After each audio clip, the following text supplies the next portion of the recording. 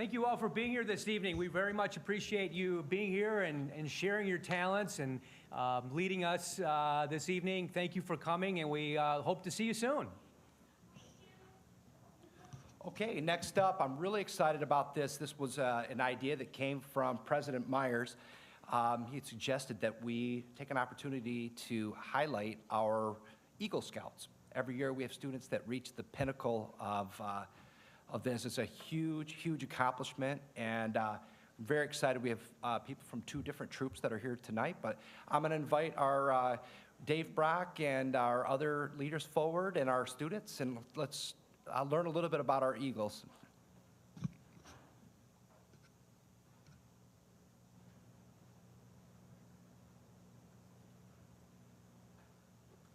I don't know how you follow what was just up here, though, so it's hard. My name's Dave Brock. I was a former Scoutmaster of Troop 347. Troop 350 is here as well. I've been with a lot of these boys since they were little in Cub Scouts, and they moved up through the ranks and put a lot of effort and hard work into, not only do they have fun while they're in Scouts, they put a lot of effort into extra merit badges and learning about things, and there's I think 23 required badges that you have to become Eagle, and a lot of kids, it's only what 5 to 6% actually that start Cub Scouts actually become an Eagle Scout. So it's a big accomplishment, and once you're Eagle Scout, you're always an Eagle Scout. So do you want to do the introductions, or you want me to? You don't mind? Okay. So Alessandro? I'll start. Hi, my name is Alessandro Smigliani. I am a junior at Bright High School. My Eagle Scout project was the construction of a 10-foot by 11-foot pavilion in Brighton Recreation Area, and I just plan to continue with my high school career after this year. I'm Tyler Brock, and my Eagle Scout project was building and installing duck boxes at Island Lake, and next year I plan to attend school at Michigan State University. I'm Derek Desereau, and my community service project was a hammock carousel at Brighton Recreational. And I don't know if most of you guys know what the hammock carousel is, but it's basically just these poles dug into the ground for people to hang their hammocks up. And I am gonna go to MSU next year. I am Liam from Troop 350. I am a sophomore, and my Eagle Scout project was rebuilding a bridge by Brighton High School. And then next year, I plan on continuing in my high school career.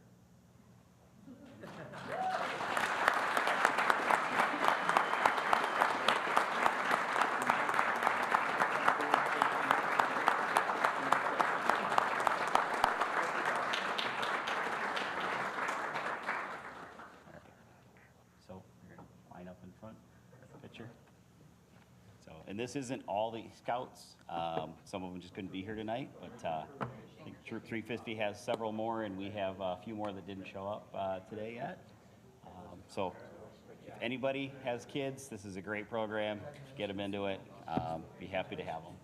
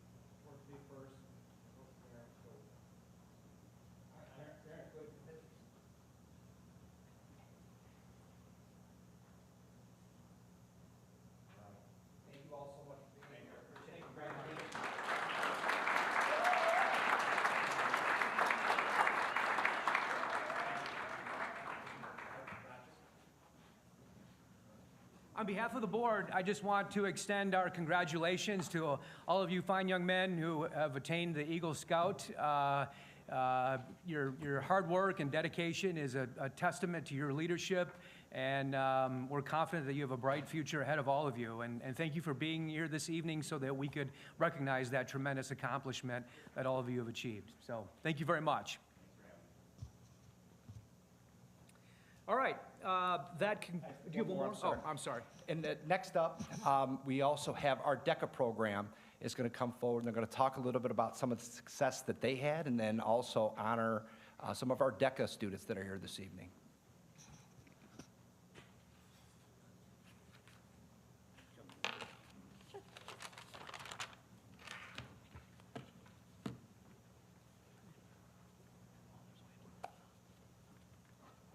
Well, good evening, members of the board, Dr. Outlaw. Just wanted to introduce our wonderful DECA students. A lot of people don't really know what DECA is, but Michelle will explain that a little more. But right now, it's an organization. There's almost 300,000 people in DECA worldwide. And the students behind me were part of the 26,000 that qualified for the international competition in Orlando this year. Michigan alone sent 1,100 students, and then Brighton had its record-breaking year of 20 students that made it to the international competition.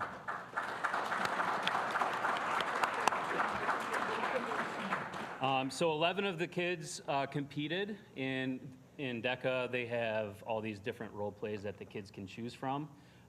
What is there, like 53 that they can choose from? And so they competed against people from Guam, from Germany, just about every single state in the Union, Puerto Rico, Japan, Serbia, all over the place. And 9 of our students were actually invited to attend the leadership academies that DECA holds during this time. Our chapter this year is the biggest that it's ever been. Thanks to the kids, has nothing to do with us. They did all the work. We had 140 members this year, which is up from 87 last year. So great numbers, and they did a great job. And before I turn it over to Michelle, I just want to say thanks for always supporting our career and tech ed program. A little bit about DECA. So this is for marketing and business students, but really it's for everybody. Any student that wants to have a conversation and a professional atmosphere with themselves. So students demonstrate their knowledge of important career content as well as creativity, problem solving, and presentation skills to a business professional. This year, like Ryan mentioned, we had both the chapter and membership campaigns that they were successful in and allowed us to bring some other students to be able to attend some of the academies. And that's going to bring back for next year's DECA program and for their future to better both of the program and themselves. So it's very exciting to have all of this happening this year, and we really hope to continue this on for next year. Some of our students are graduating, but we do have a lot that are coming back. So we'll introduce, out of the 20, we have some amazing that were here. I feel like I'm in the way. So Alyssa Ortega. Can I walk? I don't know. I just feel like I should get out of the way. I'm in the limelight here. Margot Thielen. I don't give a wave. Abby Tech. Sam Burns. Now I'm going to go over here. You don't need to hear me, right? Leah Bomer. Jameson Kramer, I should say it that way. Millie Hash. And Kevin Hudgy. And Joy Deschevin. And Drew Kinsey. So, the most amazing group that we've ever had, if I can say that. Just so wonderful to have and be able to travel for 6 days with these 20 students, and they created this family, and I'm sure it's just going to continue next year and from then on. So we have up here sophomores, juniors, and seniors. So a very nice accomplishment for these guys. So thank you for having us here.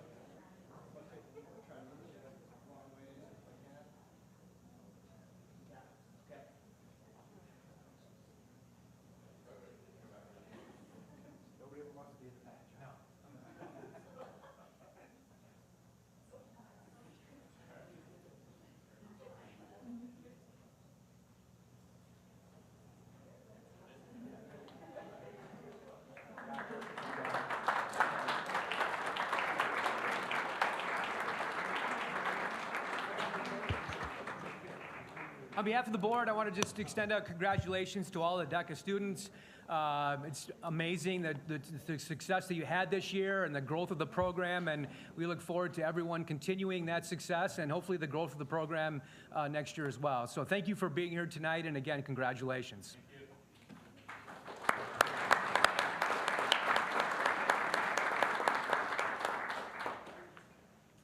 Okay, that concludes the superintendent report and moves us to the call to the public. This is the opportunity for anyone who would like to address the board, the opportunity to do so.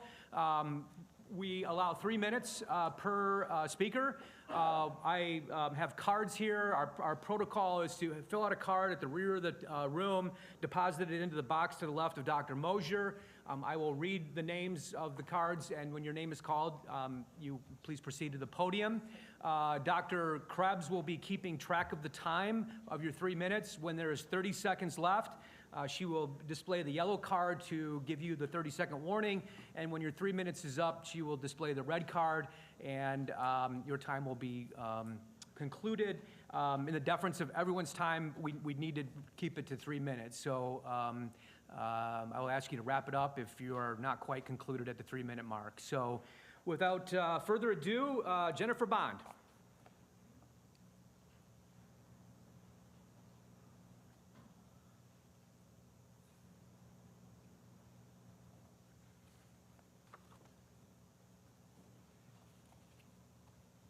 All right. Hello, my name is Jennifer Bond, and I come here tonight as the mother of a current senior and an alumnus of Brighton High School in the class of 2023. And I just have to say I'm very blessed that we picked the community of Brighton, that we've raised our kids in Brighton, because both of my children have had tremendous careers, more so than the grades they earned or the standards they mastered. They really mastered the relationships with the people that have come into their life, from the cafeteria workers that my daughter recently have really struck up nice relationships with, to Officer Bell, who gave her the encouraging words before she tried out for a graduation speech. But there are just so many people that I feel that are just amazing. And some of the most amazing people that I've had the ability to work with are in the Brighton Musical Theater, the Brighton Choir programs. And I feel so blessed that my son has been part of those. Now he's a sophomore, well, no longer a sophomore, going into his junior year at Michigan State. And the musical theater program, the dramatic arts program, the choral department have given him such a foundation and confidence that he's been able to take out into the world to apply to whatever he puts his heart into. And I know we have the upcoming bond issue. And I do think that we've done a wonderful, wonderful job of supporting the athletics and all of the buildings. And I think that the arts, the music programs, probably it's their turn to get some love their way. I think they've done a good job of utilizing the spaces that they've been given, but they need some more. And we have one of the most amazing musical theater programs in the state. If we had to put our musical theater department in a competition, I'm sure they'd be in the state finals every year. We have such dedicated people that are there to make it the best program in the state. And whatever you're thinking about in the bond, if you could give some love to the music department, I think it's their turn to receive it, and they will do such wonderful things, being valued.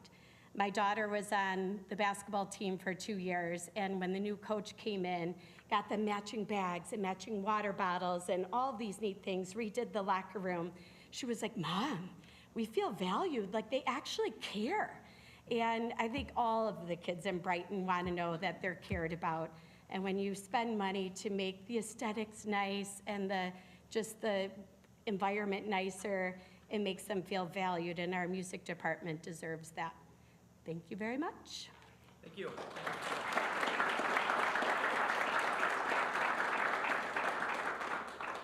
Sid Atkin.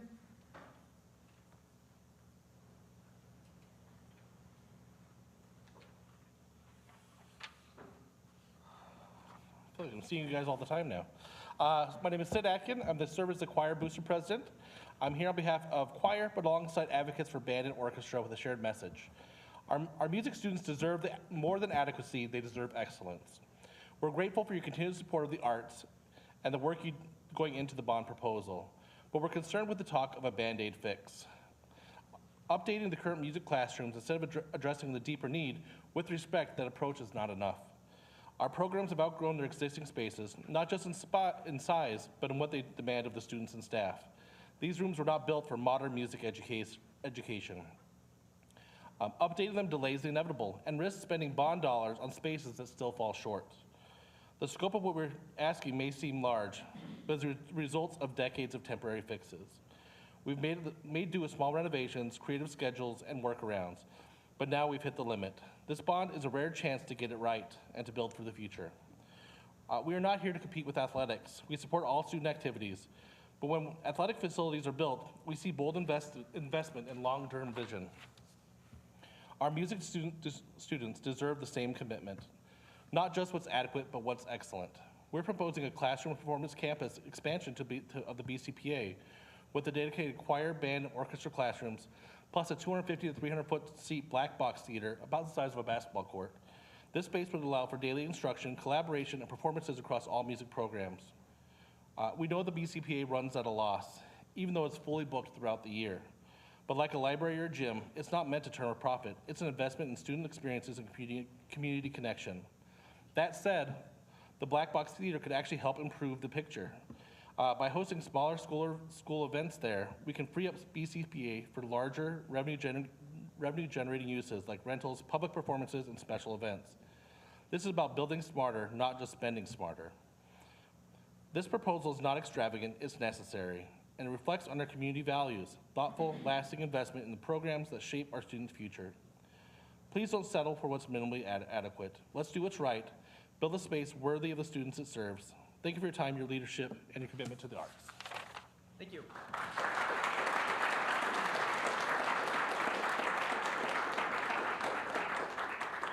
Jennifer Evans.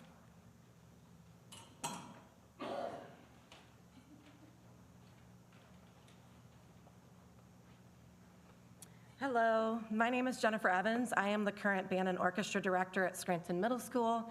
I am a proud member of our Brighton Teacher Union. I am the mother to 2 Brighton grads, and I am a 20-year employee of Brighton area schools. I have a shameless plug first. Please join us tomorrow evening for our Scranton Band's grand finale concert at the BCPA at 7 p.m.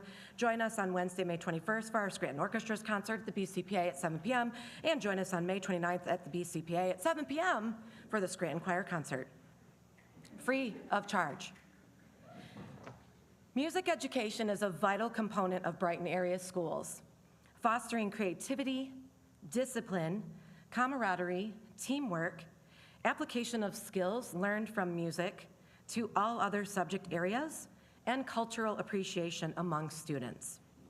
This district's music program has experienced significant growth over the past 4 years, thanks to the unwavering commitment of our exceptional music educators, the enthusiastic support from our band, orchestra, choir, and theater booster groups. Our community shows up in droves for our Friday night football games, our parades down Main Street, our performances at the AMP downtown by the Mill Pond, our festivals, our concerts, our elementary Draw What You Hear second grade music nights, our talent shows, and our musicals, K through 12. However, myself included, our secondary music teachers are stretched thin, managing increasing student participation with limited and inadequate resources. To sustain and enhance the quality of our outstanding Brighton area schools' music education, it's imperative that the upcoming bond proposal addresses the specific needs of the music department, investing in dedicated spaces for the orchestra, band, and choir, and the performing arts programs, investing in updated facilities or brand new facilities, even better, and equipment, and additional staffing will ensure that our music program continues to thrive and enrich the educational experience of all of our current and future Brighton area schools music students. Thank you. Thank you.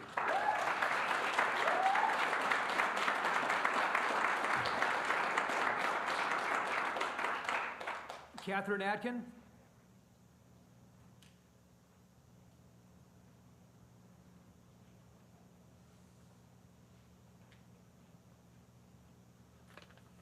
Good evening. Good evening, board members and administration. My name is Catherine Atkin, and I am a Brighton High School parent. I'm here tonight to advocate for a specific and much-needed staffing change. Hire a full-time music teacher at Scranton Middle School so that Mr. Johnson can teach full-time at Brighton High School. Right now, Mr. Johnson is the only choir teacher for both buildings. He travels between schools during the day, and he's not alone. Our band and orchestra teachers are also traveling between buildings. In fact, as far as I know, the only academic teachers in the district who are required to commute between schools during instructional hours are our music teachers. This is not sustainable. At Brighton High School, choir is only offered during 2 class periods, one for 9th and 10th grade girls, and another that combines 11th and 12th grade girls and all boys from grades 9 through 12. The second class is overcrowded and is an enormous range of experienced vocal maturity. Imagine senior girls ready for advanced ensemble work, singing next to freshman boys just starting their high school journey. That limits the growth of our seniors, and it puts pressure on our youngest students to keep up in an environment that may not meet their needs. On top of that, with only 2 choir periods, students have scheduling conflicts. Even those passionate about singing simply can't participate. We are turning students away. This isn't about a lack of interest, it's about a lack of opportunity. If Mr. Johnson were full-time at BHS, he could offer more choir sections, reduce class sizes, group students more appropriately, and offer AP Music Theory every year instead of only when the schedule allows. AP Music Theory is a critical course for students pursuing music beyond high school, and they deserve consistent access to it. Scranton Middle School also deserves its own dedicated full-time choir teacher to build a strong foundation for students before they reach high school. And all this ties directly to your upcoming discussions around expanding music's classroom space in the next bond. Facilities are important, but staffing is what unlocks their full potential. Brighton has a reputation for excellence in music. Let's make sure our staffing reflects that. Thank you. Thank you.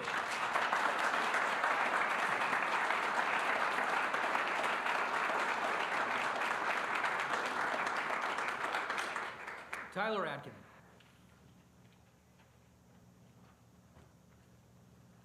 Good evening, members of the board. My name is Tyler Atkin, and I'm a senior at Brighton High School. In just a few weeks, I'll be graduating, and this fall, I'll be moving to Los Angeles to attend AMDA, the American Musical and Dramatic Academy, to pursue my bachelor's in fine arts and acting. Over the past 4 years, I've had the incredible opportunity to perform in 4 musicals and 4 plays, and to sing with Notorious, Da Capo, and Chamber Choir. These programs have shaped my identity. They've helped me grow, not just as a performer, but as a person, and they've helped me get into college.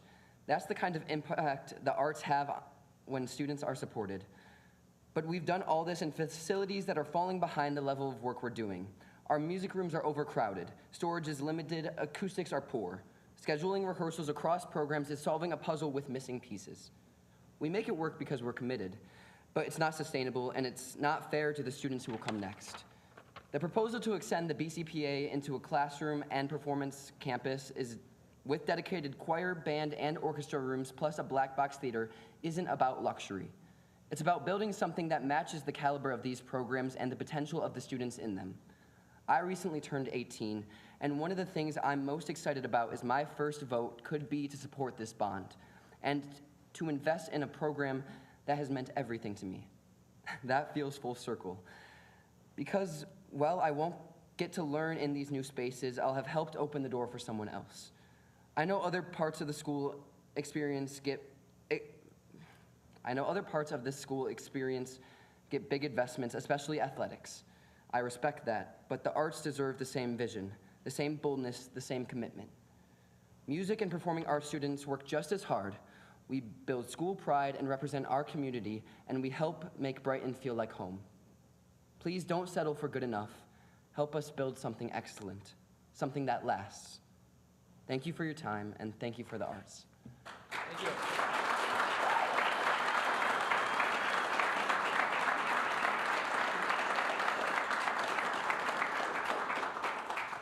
John Conley.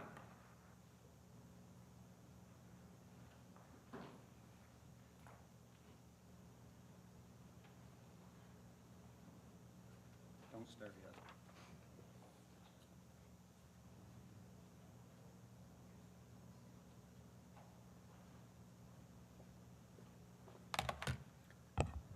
Good evening, Board.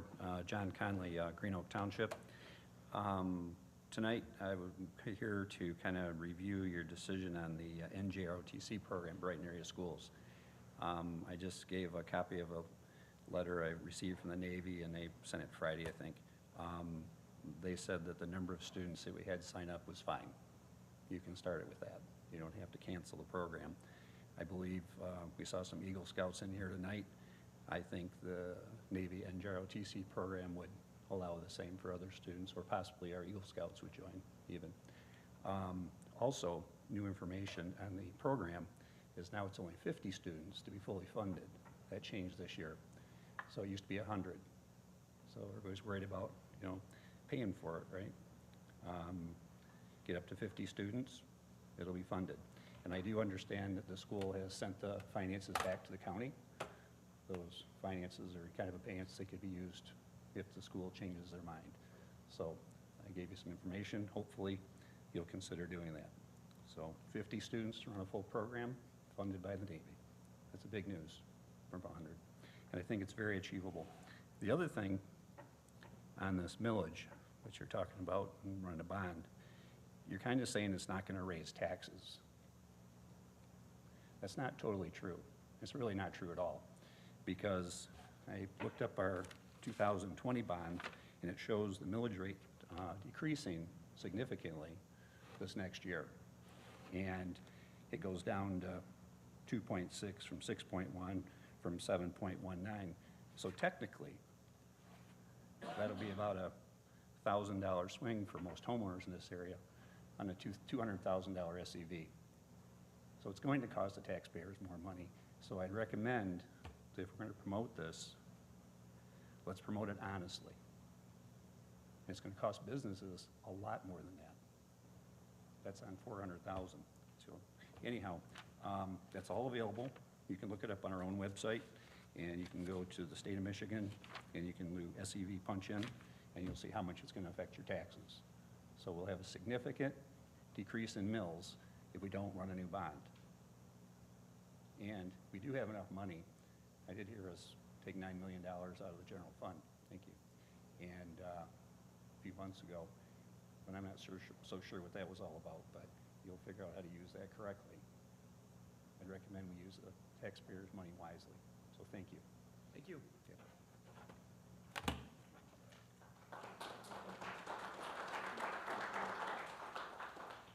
Julianne Deesh.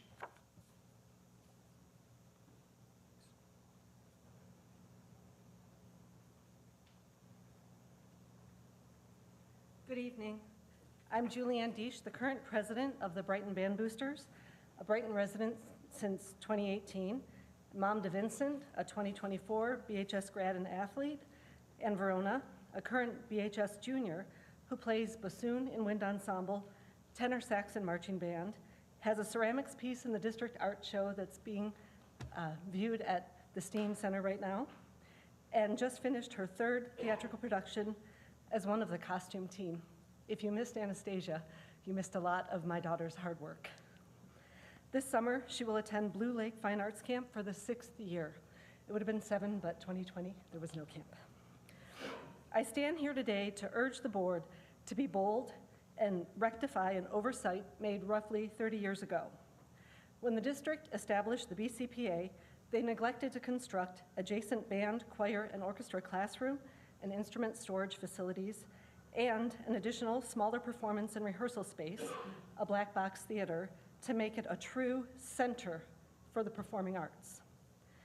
Temporary remedies to the classroom spaces will neither fully address the challenges of space, acoustic integrity, and safety within the existing classrooms, nor will they centralize the performing arts programs and offer true program growth.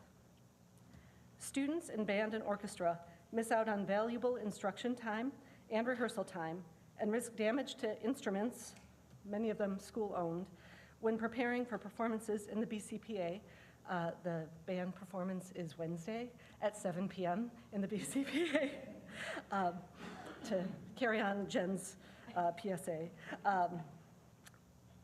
Such as those happening in the next 2 weeks, as they transport school-owned instruments down multiple hallways, past the cafeteria, and onto the BCPA stage and back again during their class period. While the BCPA needs technological upgrades to meet the demands of modern productions and performances to ensure its longevity, which I understand the bond proposal will include, the music education classrooms need to be housed closer to the BCPA and include the acoustic and environmental safeguards for both our students and their instruments. It is a disservice to the performing arts students and to the Brighton community to introduce a bond package that merely masks the foundational inadequacies of the existing music education classrooms. The board has been visionary in constructing athletic venues and the STEAM building. I ask that you see the future for performing arts needs.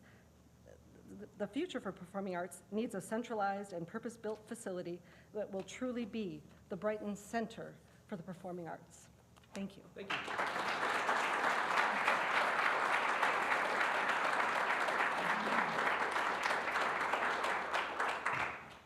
Kelly Blank.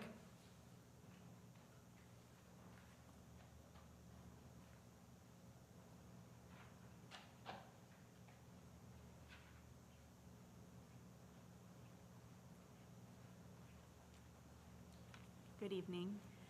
Again, my name is Kelly Blank, a proud Brighton band booster for almost 15 years now, long time, but my tenure will be coming to an end next year. I have a senior this year and next year, so. But anyway, we're a band family, and when I say that, that means many things. For my family, band has been woven into our DNA. My grandfather was a gifted musician and a drum major. My mother was a gifted musician and also a twirler for her majorette for her high school. My siblings were all in band. I was in band. I met my husband in marching band. It's like our thing, you know? And I wanted that for my kids. So my 4 children have all benefited as well from the amazing musical instruction here in Brighton schools. 2 flutes, a saxophone, and a clarinet. In addition, all my girls have been featured baton twirlers for the marching band, and my son is one of the drum majors right now. My older girls went on to twirl baton in college, marching band, and marching band was one of those things that it's just a constant for them. They knew, like, going to band camp, they would know lots of people on campus, so it really helped with the transition to college. So I would say that it transcends all of those things. So our Friday nights and Saturday afternoons are spent at football fields where we're there for the highlight, the marching band. Is there a football game? Maybe, but we're really there for the band. In band, they've learned more than music. They have learned perseverance, grit, discipline, teamwork, leadership, handling high pressure through performance, and so many other things that we as parents all want them to learn. It's kind of like a crash course in life, hidden inside some instruments, flags, and batons. My children's best friends are their band friends. They laugh together, cry together, celebrate together, and even travel together. I call them all my bonus children, actually. So this is very personal for me. My personal network of parents, some of them here today, are primarily band parents. Strangers I meet are often almost instant friends when we learn that we mutually love band and music. Supporting the music arts doesn't just make sense because it's important to my family or other families here. Supporting the music arts supports students, their social, mental, and physical development that goes beyond just music. While music arts may not be for every student, it's important to many, many students, and it transcends beyond when they leave Brighton schools. Band has a lifelong positive impact as evidenced by my family and many of the families in this community. Band creates an interconnected string that links all band members together. We are a band family. When I say that, that means all of us. And that family develops and grows stronger when it starts with great music instruction. I'm asking that you please continue to support the amazing music programs here in Brighton, as evidenced by some of the other comments today. Thank you. Thank you.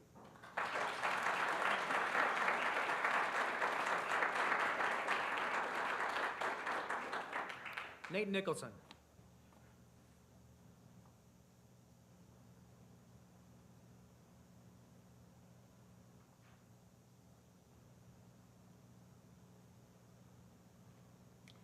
Good evening. I'm actually here for two things, but before I get started, man, I had the privilege of teaching Tyler back in the day, and there isn't one math equation that compares to what I saw him do tonight. That was a moment of pride for me. Just a great blessing. Great job, Tyler.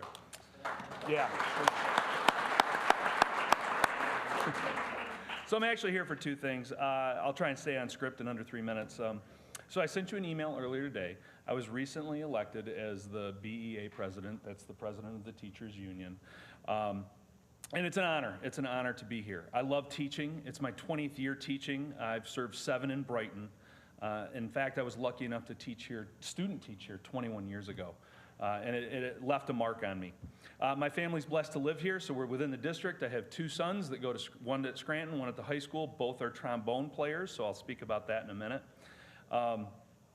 I'm passionate about working with administration to make this the best, to continue making this the best experience for all of our students in the district. I'm available anytime as a citizen in Brighton, as a constituent of yours, as a teacher here. Please feel free to reach out and communicate with me. I sent you my personal information if you want to reach out.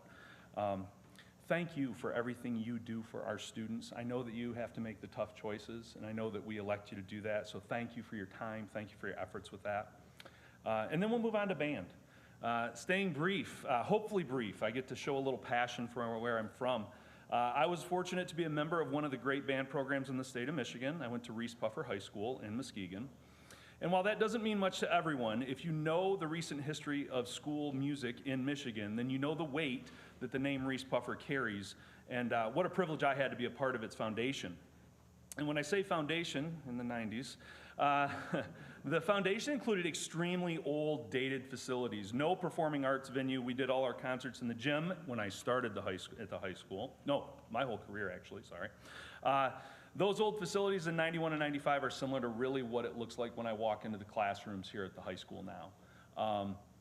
And that's kind of shocking to me, just from a parent perspective. In my old district, they invested greatly in 1993 and then again in 2000. In 93, they put in practice facilities. They invested in equipment and new music and staff. And then in 2000-ish, sometime they built their performing arts center. It's time for our district's reinvestment in performing and visual arts programs. Acoustically designed classrooms, small group practice rooms, new instruments, music literature are critical for all students to have equal access to the passions they want to pursue. Similar to high-end athletic fields and practice facilities, a state-of-the-art STEAM center, cutting-edge science rooms being developed, all students, whether academic, musical, athletic, artistic, or are a student that benefits or finds their value in a connection in a club or classroom. I support the bond proposals because they do benefit all students. Thank you.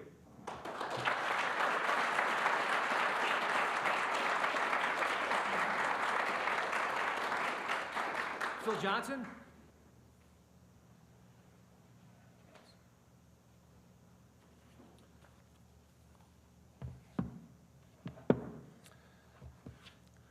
Good evening, Board. My name is Phil Johnson. I'm a Brighton resident. I'm here tonight speaking to you as the Orchestra Booster President and as the parent of 9th, 6th, and 3rd graders in the district. I wanted to take a moment to reflect on something powerful I witnessed at our last board meeting, an attitude that truly inspired me. It was the mindset of not just doing something, but doing it right. That conviction, your conviction, to pursue a bond that reflects the actual needs of our district, not just the minimum requirements, is what moved me to speak tonight. This bond is a once-in-a-generation opportunity, an opportunity to take our facilities from adequate to outstanding, from functional to future-ready. And if we're gonna do it, let's do it right.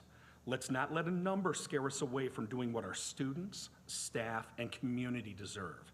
Aggressively seeking a bond that is a solution, that is an investment.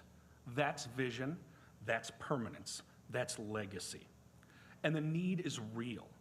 Every week, extracurricular student groups and community members of all ages use our current band and choir rooms.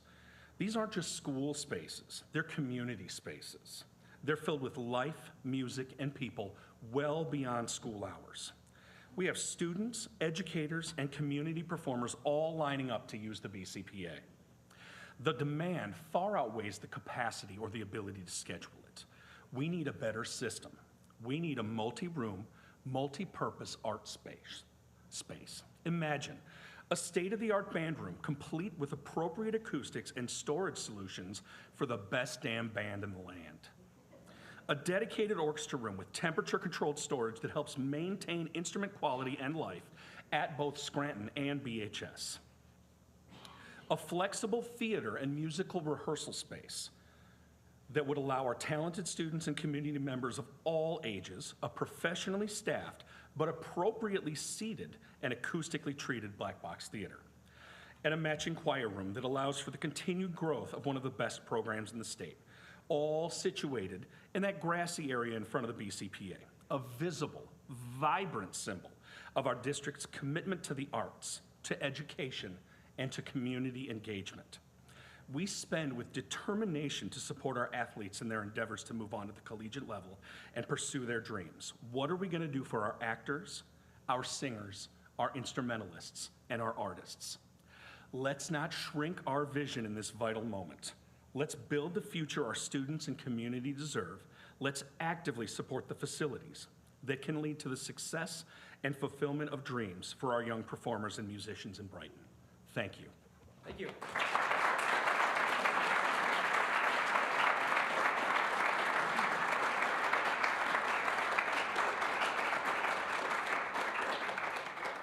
Christina Kafkakis.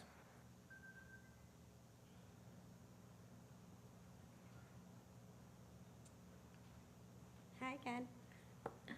I'm Christina Kafkakis, and we've been a BAS family since 2012.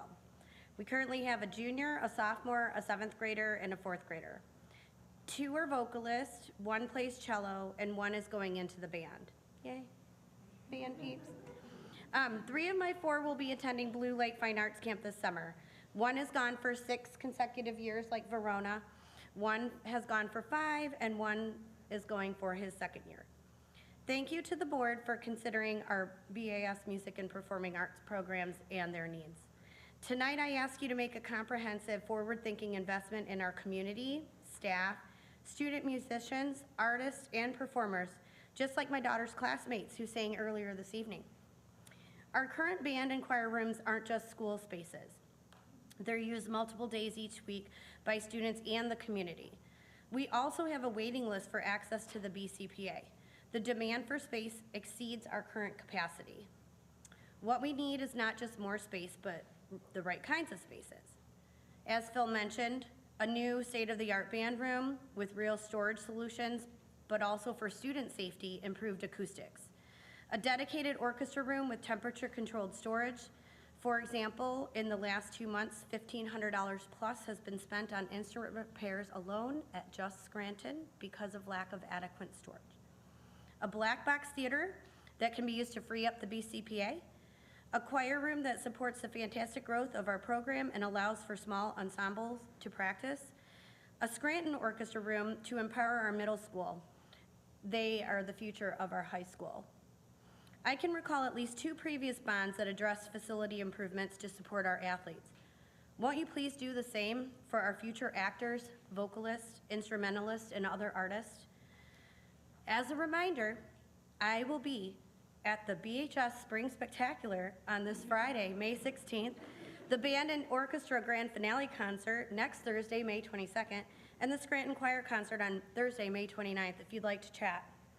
Let's seize this once-in-a-generation opportunity with courage, vision, and pride, providing our students, staff, and the community with the very best we can. Thank you. Thank you.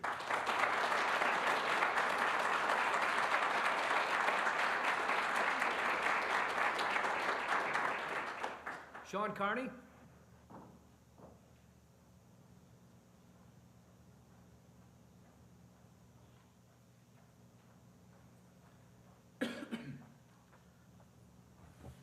Good evening.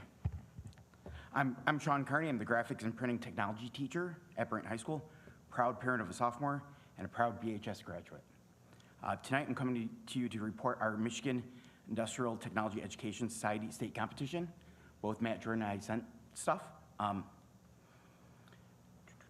Matt had 78 projects qualify for states and had 34 placed in the top 10. They have between mechanical, applied technology, mechanical, and architecture. For graphics, we had 40 projects qualify for states. We had 16 place first, second, or third. We had an additional 6 or 7 place 4th through 10th. So our CTE era is going great. Our auto shop had a great little car show this weekend. Had over 150 cars show up for the car show, and it's kind of neat to see them grow that program. I'm also co-advisor of NHS and Survivor Week's coming. So I'm not gonna stick around for the whole meeting. I'm gonna go stock up on some sleep because that's gonna be a nice long week. I'm proud that our students chose 3 great local charities. This year, the students chose La Casa. They chose We Walk the Line and the Carl Nagy Foundation. The last 2 charities that I mentioned were founded in honor of 2 former BHS students. So to carry on in memory of them, we hope to raise a bunch of money to give it to some worthy charities. So enjoy the rest of your meeting. Happy Monday. Thank you.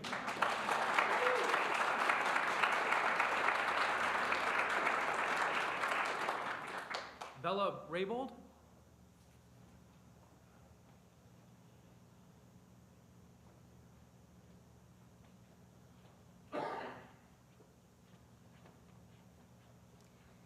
Hi, my name is Bella Raybold. I'm a Brighton High School alumni, and I'm here on behalf of the Arts Department.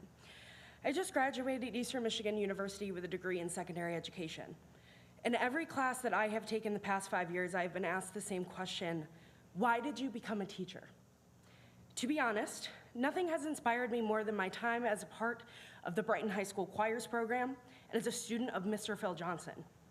It was through Mr. Johnson's continuous support that I was able to find my calling as an educator. I've also had the privilege of working as part of the Brighton Musical program for the past 4 years, and it is those kids that continue to inspire me to work harder as a future classroom teacher.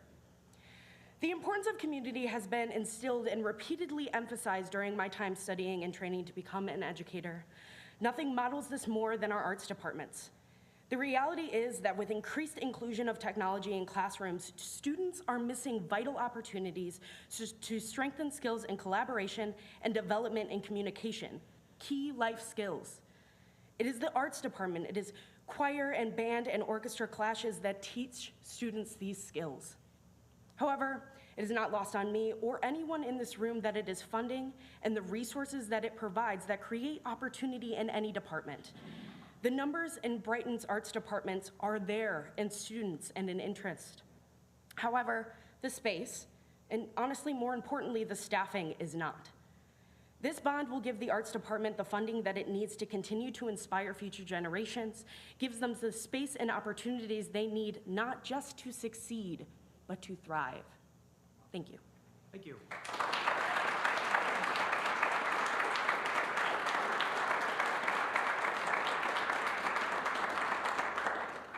Kay Pynchon.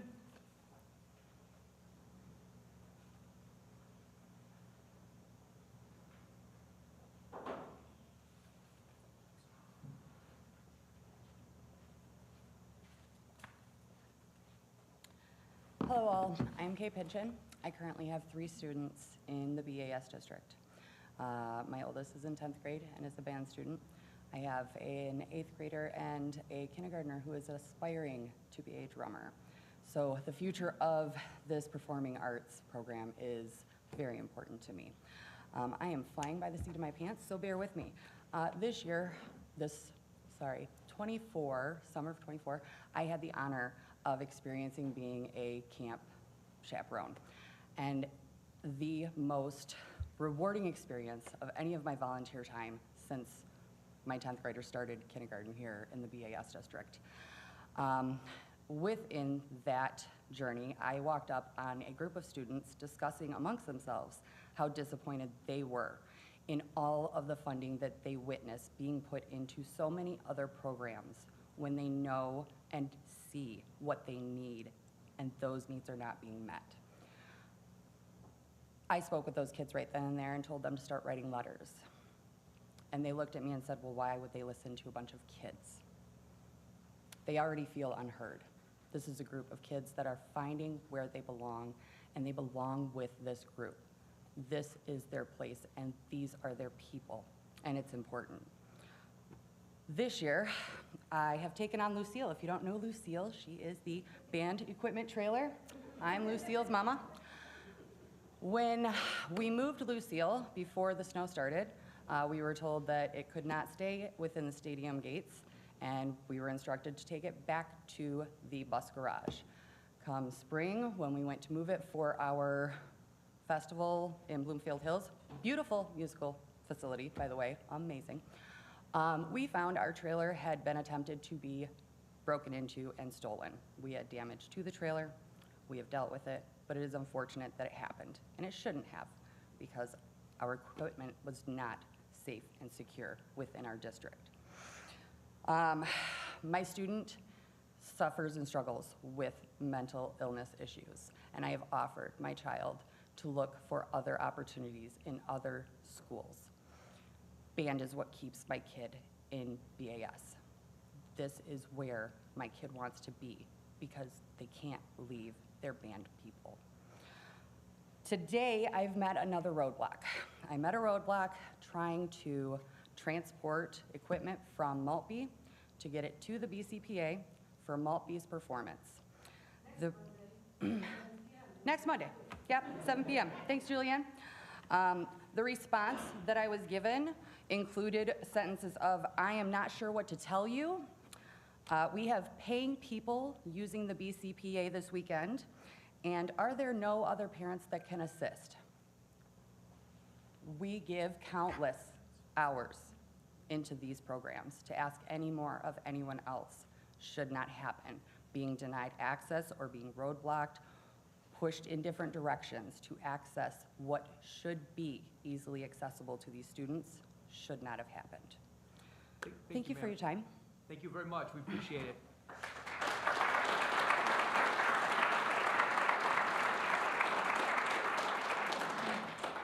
Jeff, is it Van Guskeby? Van Buskeby? Yes, it is. Sorry. Von Busker. It is. Van, okay, my apologies. No, that's okay. It's happened all throughout my whole entire life. Yeah, I know. Now, thank you forever. I'm going to be this guy that you just pronounced. I'll give you an extra 20 seconds. Well, I'll take it. Yeah, thank you, board, for having us tonight and inviting us to speak. And so this is about the bond issue. This is specifically about the musical program. It's not very specific. I'm going to talk a little bit more anecdotally about what I've experienced. So to introduce myself, I am Jeff Von Buskirk, and I've worked professionally as an artist and a designer my whole life. And I want to talk a little bit about the value of the A in STEAM fundamentally, and also why I think that creativity is an aptitude that needs to be developed, and especially now in these times when so many of the things that are happening are becoming more automated and mechanical. The ability to be creative and think is going to really produce great, I believe, people, family members, and people to support the community. So that said, I don't know that there's a lot of points in your life when you can specifically say, like, my life changed at this point. But outside of the night I saw my wife, of course, I know that there's that one. But my son was in choir when he was in, I think he just kind of came up through choir a little bit. And then when he was in 7th grade, he was at Scranton, and he signed up to do the musical. And then he sort of wasn't showing up to do his audition, and Mark Wilson tracked him down in the hallway and told him he had to go to the audition. So I guess, yeah, that was sort of a turning point. And yeah, so 8 years later and 16 musical productions after that has changed like the course of my family's life and what we do and what we prioritize. And I just want to say, after all this stuff that he did, performing and singing and like learning about music and all these things, you know, I mean, I know it's hard enough to be an artist. It was possible, I did it, but I didn't know anything about music and this world. But I have to say, his 2nd year in college, 1st year at Washtenaw, he just got nominated for an Emmy for the film he made. So that's fantastic. And that came from this program, this school.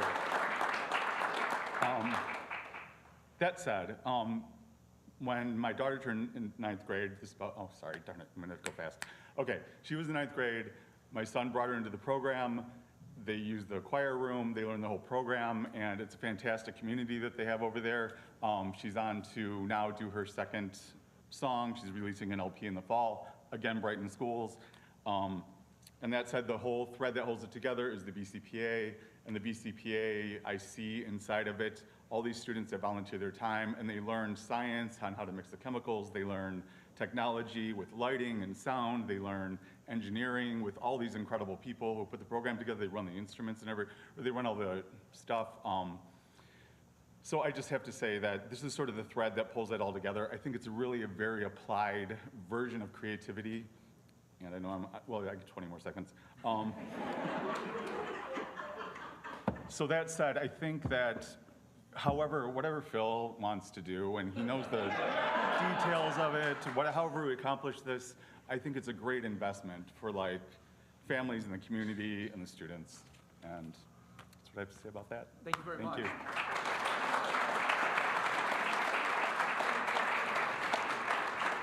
Marcus, vote.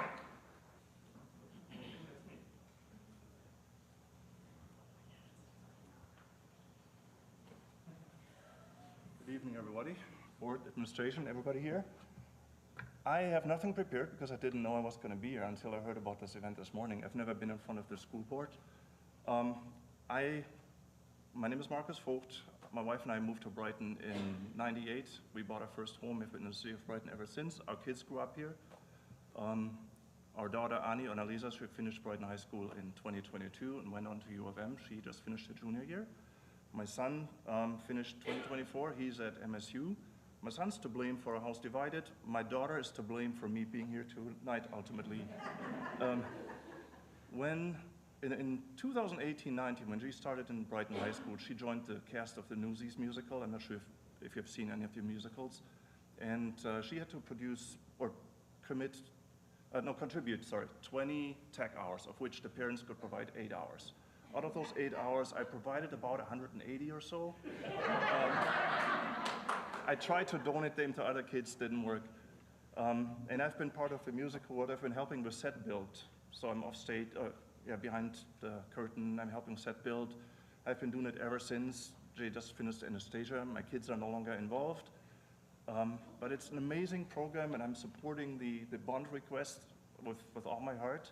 And I urge you to consider doing the same. I'm not sure if you have seen any of your musicals, but when you're on stage, you see all these kids, if they're makeup or if they're making costumes, if they're in the orchestra pit, if they're doing stage, whatever they're doing, if they're cast, it all comes together, they all contribute, they're all excited, and it's to see after the first curtain falls, the first show, you see the kids behind the curtain cheering and dancing and excited, and when the last curtain falls, you see them standing in front of the curtain crying.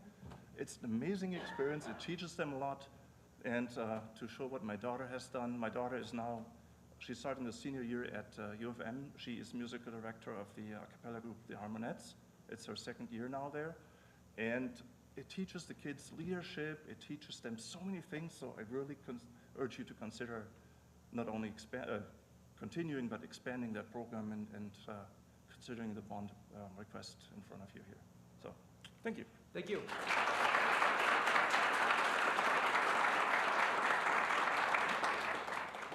Nikki Walagora.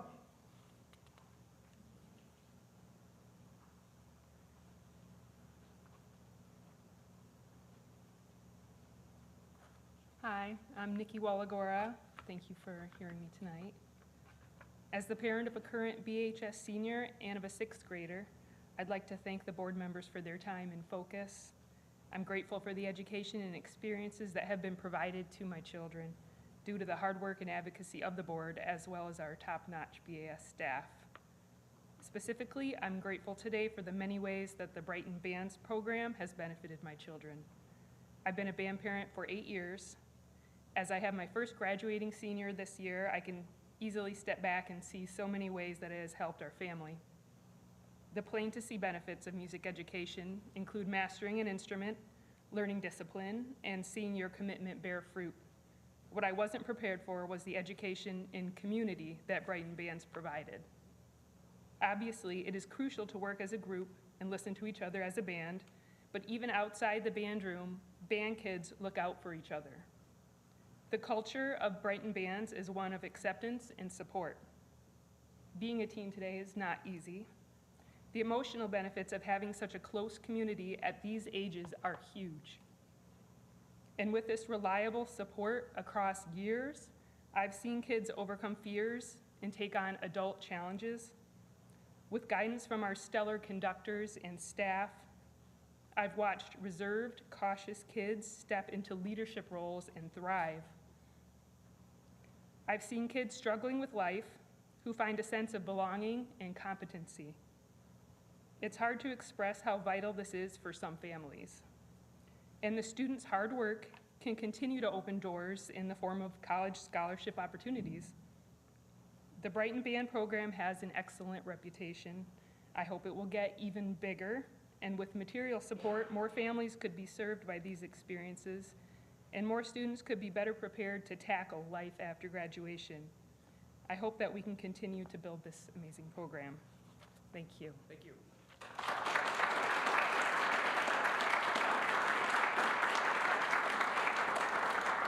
Michelle Holowicki.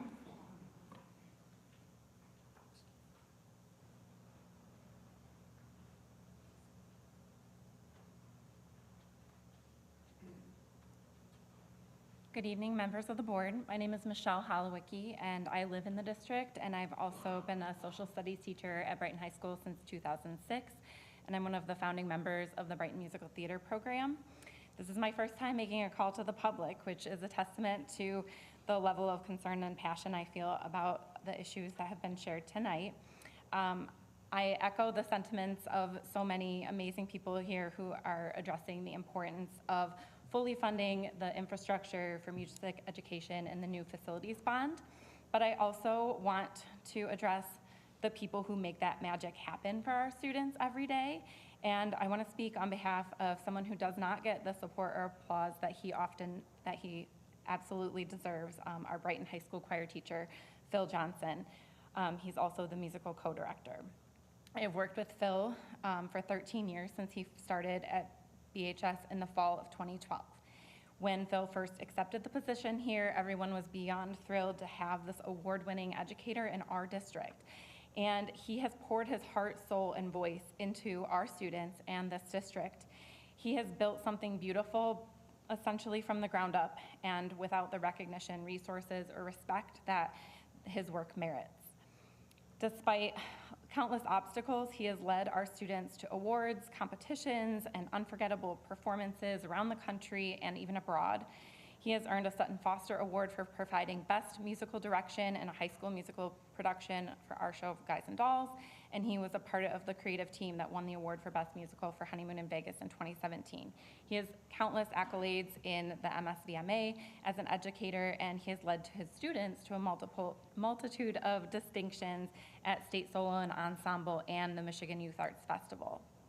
But beyond these distinctions, he has given his choir and musical students something far greater: confidence, discipline, passion, and a place to belong. Many of his students have gone on to pursue careers in music education, music therapy, music performance, music composition, all thanks to the inspiration, encouragement, and expert instruction they received under his leadership. His schedule has evolved over the years, and unfortunately not for the better. In the past, when his choir numbers were lower, he has been innovative and introduced new classes like AP Music Theory, but increasingly has been scheduled to spend more time teaching at Scranton than at the high school. Last year, he was told by administration at the school and district level that looking ahead, things would be different. They would do what it took to get him at the high school full-time. He has poured his heart into serving as the district music department coordinator and into building the Scranton program, which is bearing fruit at the high school, but it is taxing, and it is spreading him far too thin. It is draining him, and Phil is not, nor has he ever been, a teacher that clocks in and out. He gives up afternoon upon afternoon, evening after evening, weekend, and even weeks during the summer for choir camps and professional development.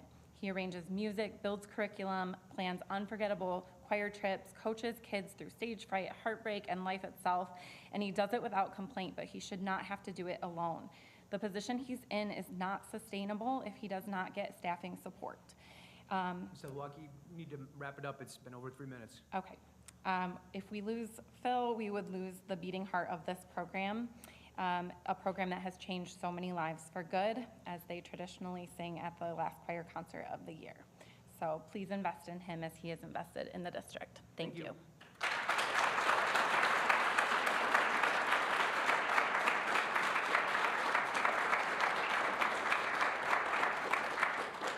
Bill Rockwell?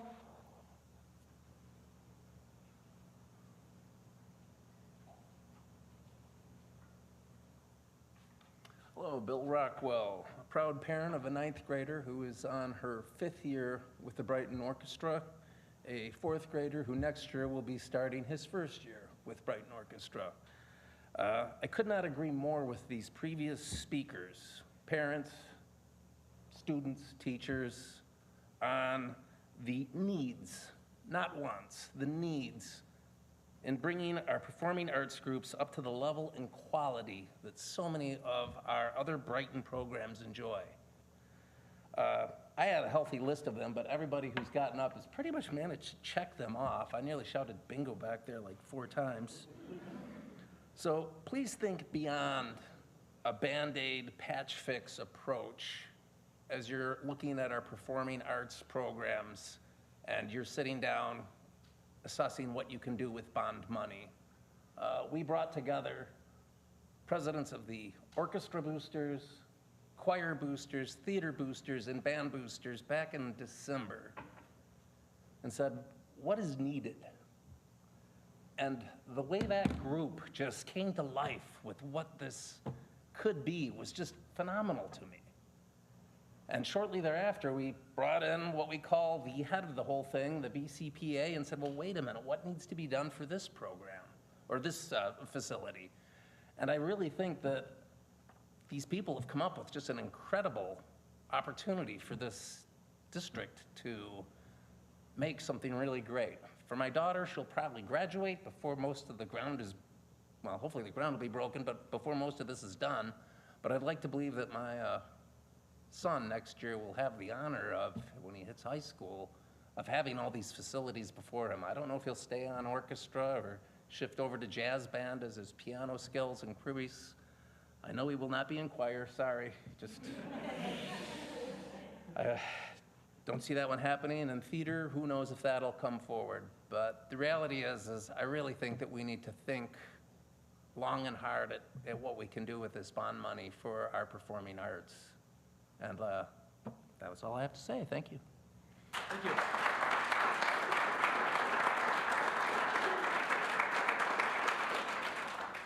Gavin Harrigan?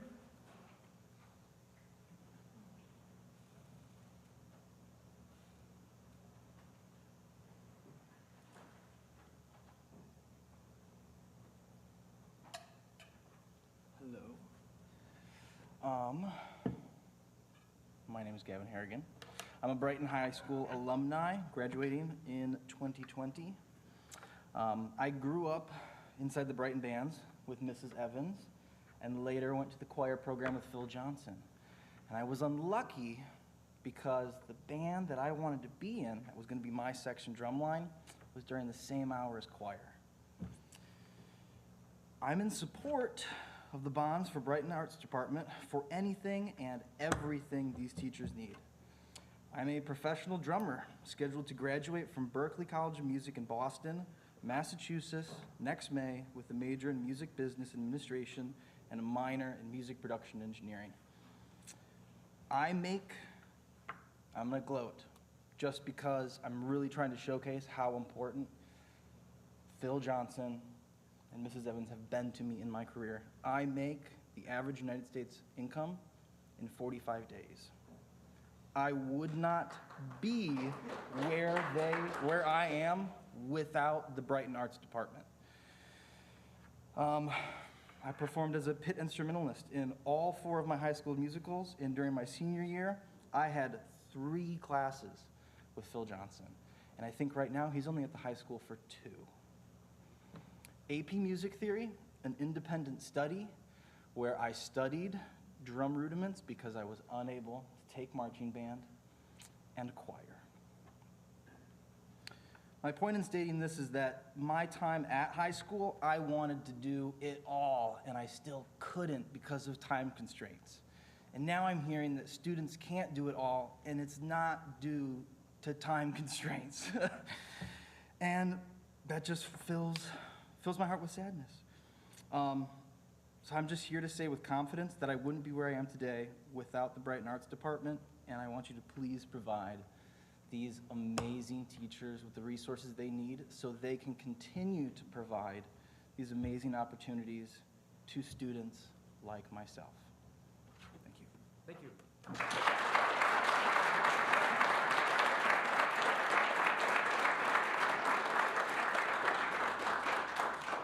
Eric Guerin.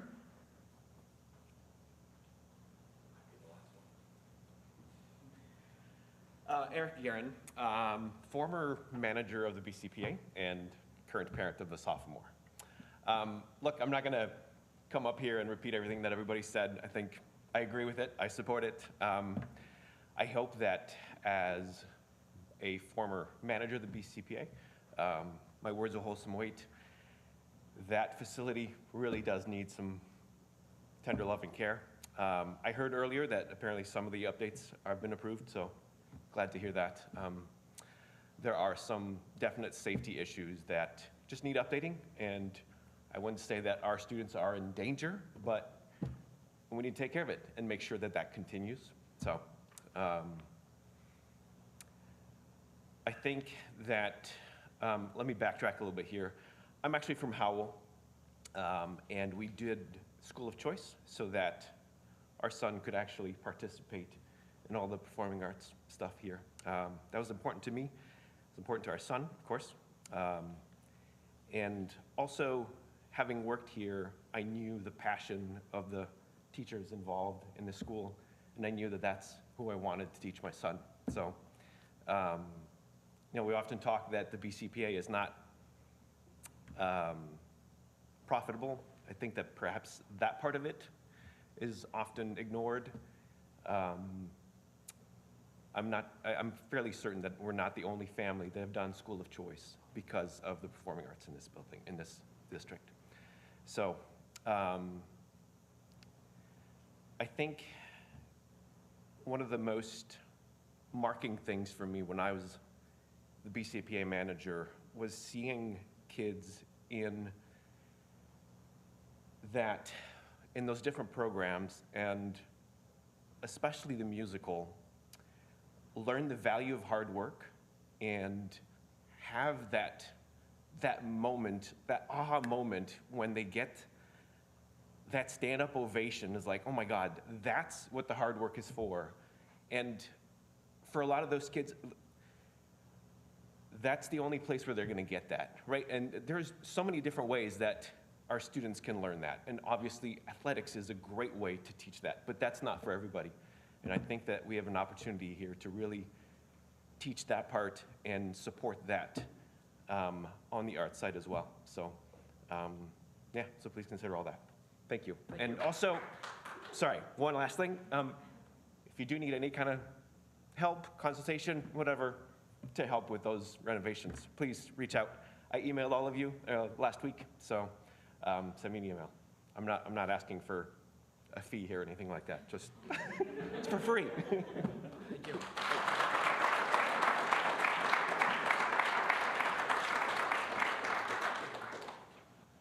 Okay, that's the last of the cards. Anyone else that, last chance? No? All right. What's that? Sure.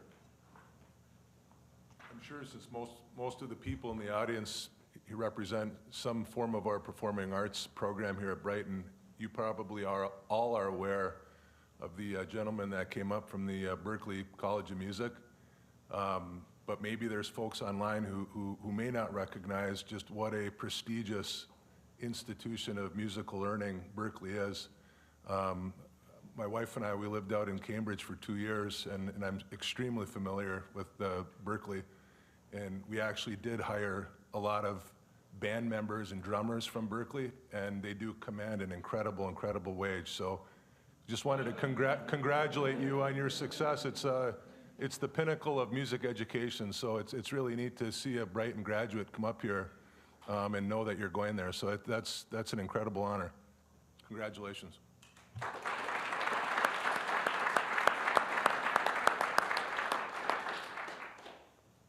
Okay, that concludes the call to the public portion of the agenda and moves us to the for action portion. Item A, meeting minutes of April 28, 2025. Do we have a motion to approve the minutes as presented? Moved by Dr. Krebs. Support. Support by Mr. Stahl. Any discussion? All those in favor signify by aye. Aye. Any nays? That passes 7-0. Item B is the resolution to designate the district's LESA election representative. As we indicated at the last meeting, the LESA board holds biennial meetings where they have to elect or re-elect open seats on their board. As a member of LESA, we are one of the voting members, and so we have to designate someone to attend that election. It is on Monday, June 2nd at the LESA offices in Howell. I didn't receive any email from anyone that was willing to serve as the representative. So is there any? Yeah, and an alternate, right, yeah. So is anyone willing to, I unfortunately will be out of town that evening, so I cannot. It's June 2nd.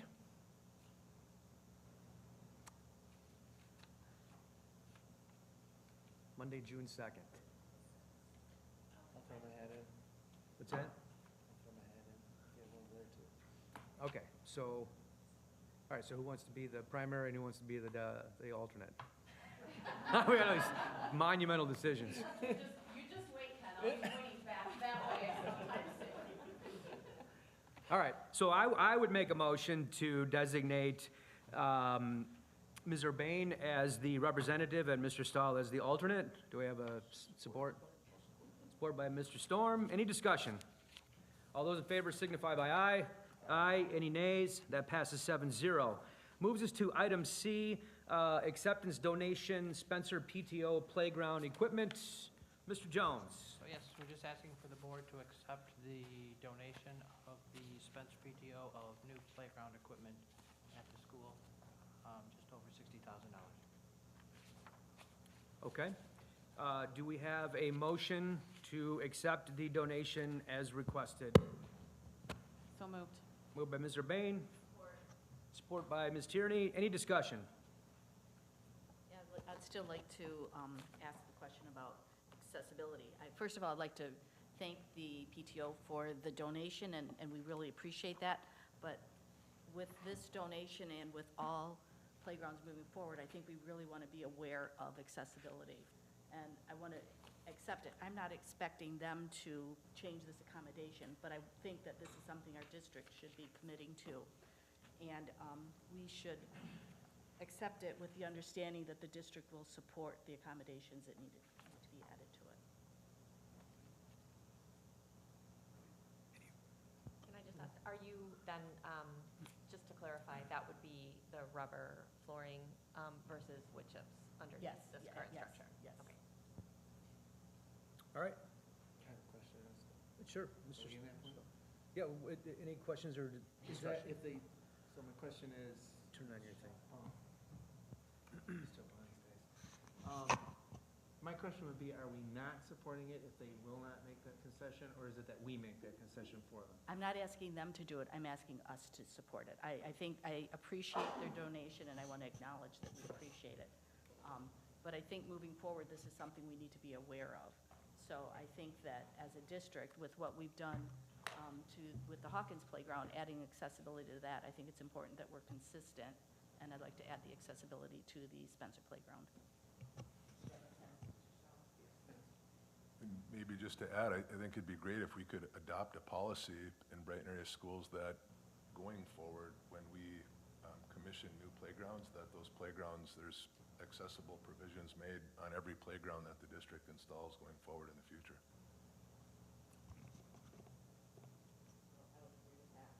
And I guess, I mean, I pressed it, I missed it. I just want to also ask a question about this, let me think about how I'm going to say this.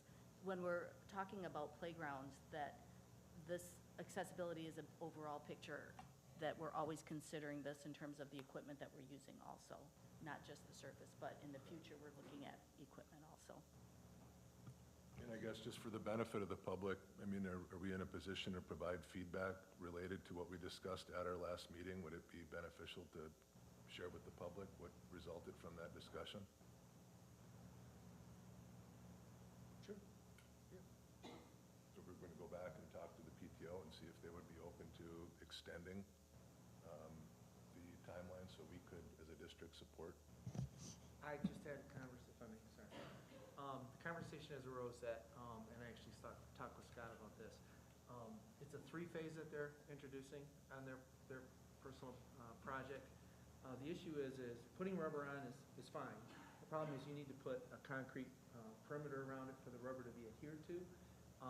Until all of the construction is done, it's recommended you wait to put that would be the last thing you usually do, and put the rubber on.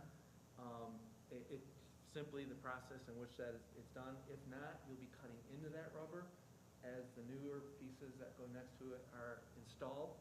I don't know how much added cost that would put, but we already know it's a rather expensive endeavor. My recommendation would just be, if we were going to move forward with this, let's not hold up their three phases, but let's make accommodations to add the rubber at the end. My question about this in terms of the three phases, has the three phases been approved by the district, or is this, at what level? I don't think we've seen, I mean, we've seen the three phases, but we haven't approved the entire project. I'm a little concerned with making plans about a whole project that we don't see the whole project. I want to be a little careful that the district is overseeing this whole project. I think we talked a little bit about this in policy today. There are serious discussions about how this should be done in the future. It's a little behind the eight ball on this one, I think, but the policies that we were talking about putting in place and some that are already there provide for us to find out in advance so we can help them through this process and actually make this an easier process. So is it the desire of the PTO to move forward with what has been proposed and what's in front of the board this evening? Or per our last conversation at the last board meeting, would the PTO be supportive of us using funds that are available, district funds available, to install a fully accessible playground? Like, what was the consensus from the It's involved their parties? desire to stick with their original plan that they have and then move forward at a later date once the three phases are completed to put in the rubber flooring. Super. So the PTO They wants would to move like- forward with what is on yes. the table in front of us. Yep. My concern with that, though, is what's the timeline? Because now what we're doing is we're adding equipment that's not going to be accessible for a period of time. I have reservations about that. We're putting in wood chips that are going to be taken out, too. I mean, so we also have an additional expense with that. I would really like to move forward with the rubber mat, and I would like to talk about doing that. again, I'm not expecting the PTO to support that, I'm expecting our district to support that. And I would agree with what was mentioned at the last meeting by Ms. Krebs regarding the importance that we in our district have for ensuring full accessibility for all students. I actually had an opportunity to speak to a number of folks that were at the last meeting outside of the meeting room, and they also echoed the same sentiment that they would really appreciate us as a board remembering students who may not have the same physical abilities that some of us may have as it relates to being able to navigate some of the play structures that exist today. And thus, when we, as a district, are making a decision to invest in playgrounds and equipment, that we would be mindful of all students having full accessibility to the equipment that we as a district authorize to be procured and installed on district property. So I think that there was a really good point made by Dr. Krebs at the last meeting about the fact that the intent of the PTO is wonderful, and no one is looking down upon or frowning upon the efforts of all of the involved parents that were part of the PTO that raised these significant funds. But we as a board still have an obligation to ensure that the equipment we authorize to be installed on district grounds is equipment that provides full accessibility for all students that would be students here at Brighton Area Schools. And I think that's really, really important. I think we should be clear here. I don't think anything about this play structure is full accessible. It's just whether they can get to the play structure. I don't think any of the equipment that they're proposing is fully accessible. That's my whole point. That is exactly the point I'm trying to make. It's a shame. It's not fully accessible. It's a disgrace. But I completely. guess, are you saying we should never have a slide that a wheelchair can't go on school district property? Don't insult me. I mean, have some empathy for people who spend their entire life in a wheelchair, like my mom's sister. Her hip's been fused since she's been 2 years old. She can't even ride a bicycle. Can't ride in a sleigh down a hill. Here we sit up here and talk about how ride a wheelchair down a slide? Are you joking? Okay. These people have lifetime physical impairments, and what we're tasked with is giving them an opportunity to enjoy a playground in a wheelchair. Can we accommodate that here in Brighton? But what I'm asking is, should we not allow children to use a slide that a wheelchair can't go down? I think If you're what we saying should do is every we should equipment find a has way be- to make our playgrounds accessible. Going forward, we as a district should find a way to make every playground in this district fully accessible without exception. That's what I think. I'd like to add that, in fact, they may not be able to use it, but if their friends are on the playground, they could be over by their friends. At a minimum, they could be with their friends while their friends are out there enjoying the playground. I don't disagree. I just want to make a point that we are not saying that every piece of equipment has to be a wheelchair to use. If I may. Okay, I'm gonna take this back a notch. We wouldn't even be having this discussion if this wasn't presented to us that they were going to put this in. And please, let me finish. It's my understanding we don't have anyone at that building right now that's in need of it immediately. We do have it at another building that we are working on. But right now, this was a project by a classroom, in the PTO, to put together a really cool toy in the back of the school, and nobody was discussing this because it's not there right now.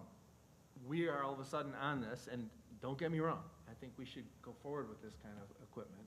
However, there is no one in that building that's gonna be without because of it. If one shows up in that building, I'm sure we will all be sitting here saying, let's do something right now, because we all share the same passion for this. But in the meantime, we've got a bunch of kids that raised a bunch of money and probably helped design that thing and put pictures up on the wall and showed their grandmas and their grandpas and everything. Let's let them build it, and we can add everything we think we need as far as accessibility, and we can, throughout the entire district for that matter. But again, this was presented to us by a classroom, their PTO that raised money for them, and a bunch of kids that helped design it and put pictures on the wall and can't wait to see this thing. If we keep belaying this because of something that we can change the day after it's installed if we so desire, we've done them a disservice. I mean, who doesn't have a kid that went through this in their school building, got really excited about something, and they just did it? It just happened to come here, rightfully so, and I think we'll see this in the future. We'll get to see these and be part of it. But let's not get in the weeds about something that's not a problem right now and just commit to the minute it becomes one, we'll throw whatever we can at it to make it what we think would be accessible and right for these children. But let's not stall this again for these kids. They're waiting for this. I don't know how many of them are sitting, probably none, online watching us right now, hoping it gets done. But I know there's a whole bunch of parents that really want it done. Let's move forward. Let's get it built. At whatever junction we decide we can put that rubber mat in and that it's the best interest of the district monetarily and for the children, let's do that. But can we please proceed with this and get these kids what they are waiting for? Let's just say yes to this and then have this discussion and make sure we do it the way we want to do it. Dave, how much money, we talked about this at the last meeting, how many millions of dollars are currently available in this current school year budget to support a project like this? I'm a little confused. When you, be a little, I guess, be a In the little more specific. in the CapEx discussion we had at the last meeting, where we talked about money that would be available to support improvements in this district that I'm sorry, total hundreds of thousands of dollars, one-off projects. If I remember correctly, you stated that there was approximately just under $9 million available. Do I remember that correctly? Yeah, no, and now you've clarified for me, yes. Okay. We have approximately $9 million in our capital projects fund. For this school year. I'm sorry, that is a fund that stays for as It's long as available used. funds that Yes. we could appropriate with board support Yes, today, Yes. if we so desired. that is correct. Okay. But it does not, I just want to be clear to everybody, it does not end at the end of this year. It is there until we use up those funds. So I guess, is there a lack of support amongst the board to use available funds to do this the right way? Is that the issue tonight? There's a lack of interest? I don't think, I mean, in the plan that was presented at the last meeting with a breakdown of the items, in the capital projects fund, which is in that account, there's $750,000 allocated to playground improvements, which, I mean, not just with regard to, you know, Spencer, I mean, just in general. Yes, district. Obviously, we just did the approval a couple of meetings ago for Hawkins. Yep. The expectation would be that, I mean, you know, that's obviously a significant chunk of money, and that we would allocate towards, I assume, I mean, I think everyone up here supports the idea of future improvements for the playgrounds would be, accessibility would be a key component. And, you know, that would be something that would be consistent with what has been planned. So I think it is something that is planned, certainly by the administration, and I haven't heard anyone that's objected to the inclusion of that amount being allocated towards those playground improvements. I agree. So what is the plan then to utilize those funds? And what would impede us as a board from being able to direct the administration to use those funds in support of this specific project? May I make a suggestion? So I'm wondering, Mr. Stormer, are you suggesting that we modify the amendment to accept the donation with the condition that the district is supporting the rubber mat for I am. accessibility? Yes. To add one more to that, I'd also like to add, as it is economically, what is the word I'm looking for? If, I can't get it, so I'm gonna go a different route. It's not working today, I've been too busy today. I just don't wanna waste money that could go into another building as well. And I have been told, if we do this in pieces like they're gonna do, if we put the rubber mat in now, we're gonna be trying to meld it, is what they call it. It's a welding technique for the rubber. And pieces part it together when we could make it all one piece if all three pieces are there at one time. It'll add costs. I don't know what it is, but I know the rubber's expensive. I just don't like wasting money. That's all I'm saying.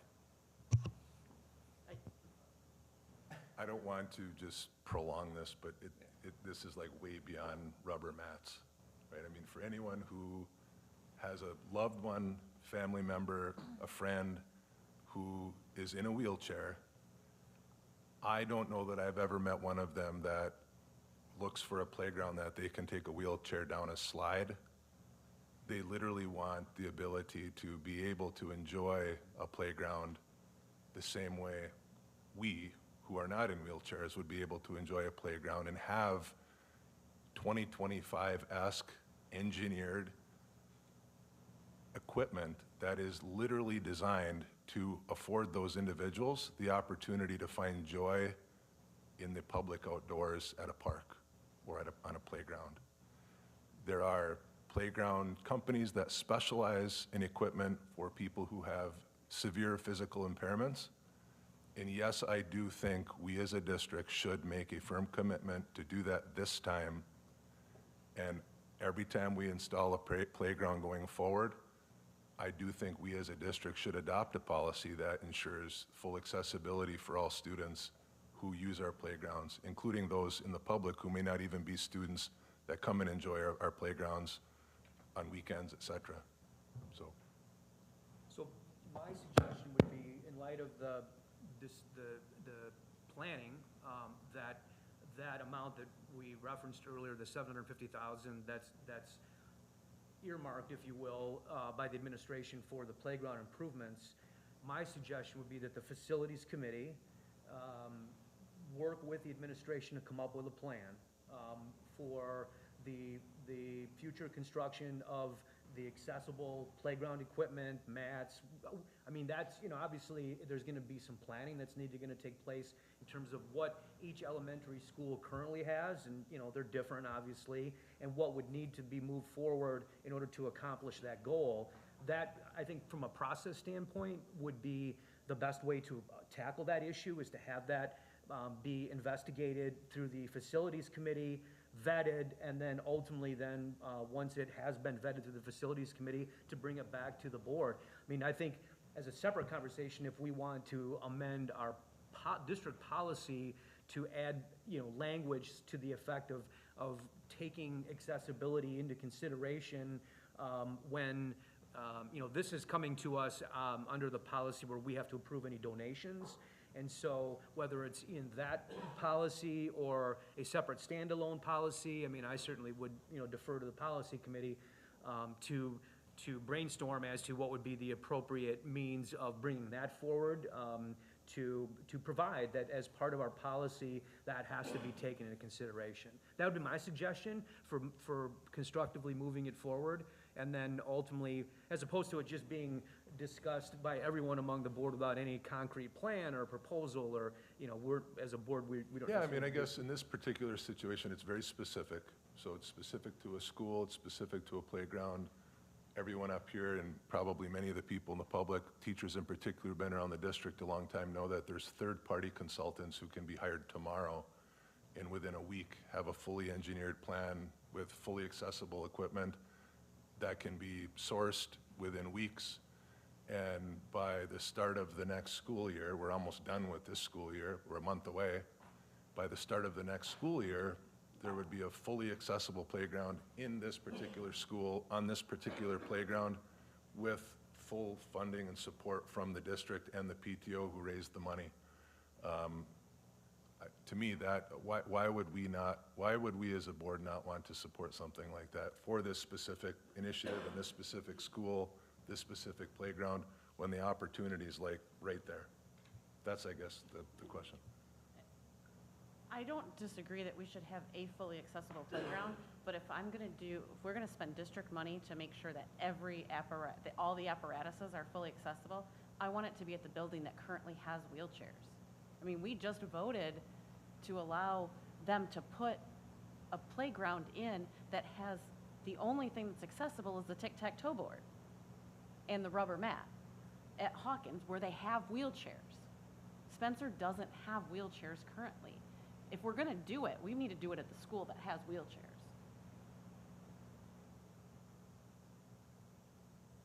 I'm gonna go back to what I asked.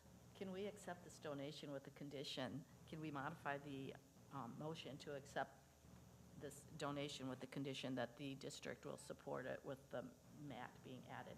I understand what you're saying, Mr. Stahl, about not wanting to waste money. I also don't want to waste the money of putting in the the wood chips and having them to take those all out, because there's a cost associated with that, installing the, it's not as much, I understand that, but we're still doing, why not just? Wood chips are a mess. And- Anyone that's ever spent time at a playground, go to the mill pond, like, wood chips are a disaster. I understand that this piece is not accessible, and I understand that, and not everything's gonna be accessible, I get that.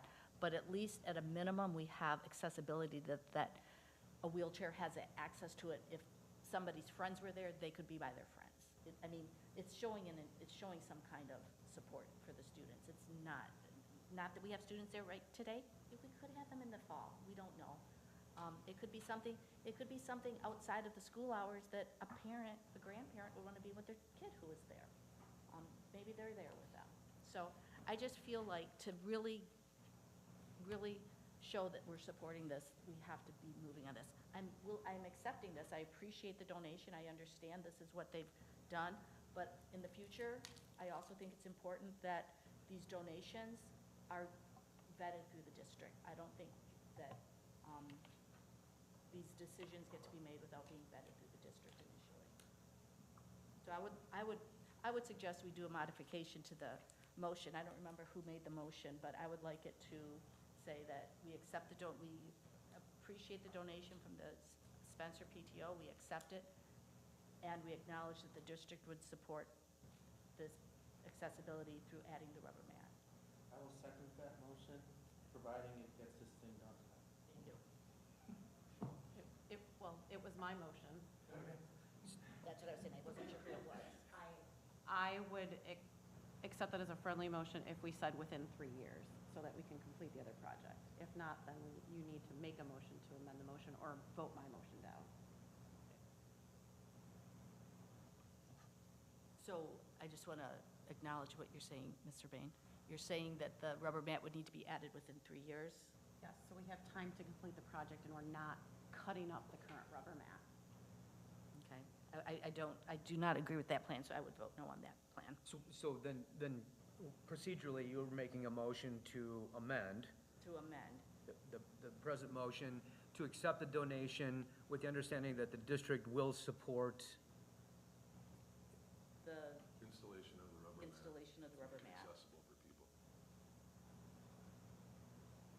Can I just clarify something? Because this is we've been told, although we haven't seen it. And I would like to say the policy committee did talk about, moving forward, we are going to work on how we can make it clearer for all parties involved, the district as well as PTOs that want to support the district, and presenting this so that everyone's on the same page before it happens. But in the short term, we have the situation at hand. So is the idea that your motion would be just in this space for this particular equipment, not this three-phase mat? Whatever it needs to be done Whatever to needs get to it be done, done. however it needs to be done. Okay, and so that was Dr. Krebs' motion to amend. Was there a second? I will second that. All right. Any discussion regarding the amendment, the proposed amendment? I mean, I have a question because I think it's ambiguous. I'm not sure what district will support installation of rubber mat. I mean, I don't.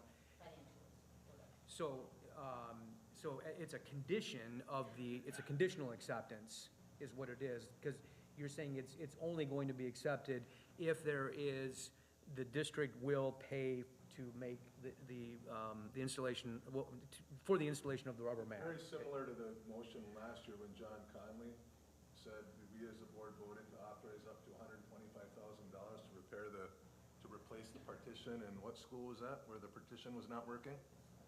And we said, yep, we'll authorize up to $125,000 to fully replace the partition. And John went to his shop and for $20 fixed the gearbox, and he said, well, we don't need to procure the $125,000 partition. So in this instance, we're saying we're authorizing the district to procure a floor, the rubber mat, to make this particular playground accessible. We know with certainty the district can procure that rubber mat in support of this project. And so we as a board are authorizing the administration to do whatever they need to do to get the rubber mat that's fully accessible installed in parallel with this piece of equipment. And I'm not trying to, are you argue over semantics. I'm just trying to, for the procedure of that it's a conditional that we're accepting it, but it's on the condition that we're going to require the rubber mat installation. That's all I'm saying. Okay. All right. I just wanted to clarify the thought around this. So they have the current piece that's about 60 grand with the wood chips. If we were to install that rubber mat, it would require a concrete perimeter installed around it, right, to keep that section intact. And that is about 100 grand. Is that right, Ken? Okay. And then they have phase 2 and phase 3 that would then subsequently go in after that the next year or two. Apparently it can be done individually as well, because they're gonna raise money for 2 and 3 at the same time, I would imagine. So do we know that that concrete barrier and the matting would get totally destroyed? That was my understanding. The way those are installed, I'm sorry, may I speak? The way they are installed is you surround the piece of equipment with some type of a rubber or a concrete base. Many times it's made into, let's say, they make it into a clover shape, whatever it is to make it aesthetic. And then the rubber gets glued to it and heated up so it rolls down around it. So I guess the way around this is to find out what the other 2 pieces of equipment is that they want and not hold them up. I'm just saying, let's find out what that is. And before we put the rubber mat down, build a perimeter in which they are also going to install the next 2 pieces, if they know what they are. I don't know. And then that's the way we could not waste money. Because if $100,000 piece of rubber, if you have to take, if it's a circle, you're going to have to take half of it off so you can extend it to the next piece. Let's just call that another $100,000. And again, they're spending $60,000 on a piece of equipment. We're talking about spending an additional, I'll make it sound better, $150,000 when the next one's in to cut into that one and put another $100,000 on. If we did it all at once, I'm just saying it's more economical. I'm not against it. We put this stuff in buildings all the time, on playgrounds and schools. It just doesn't make sense to cut this thing up 3 times. Let's do it all at once. I completely agree. They're raising the money though. We have plenty of money. So you're We as a saying, district Colin, have plenty of forget money. your money, we're gonna pay for the whole thing? No, I said it at the last meeting.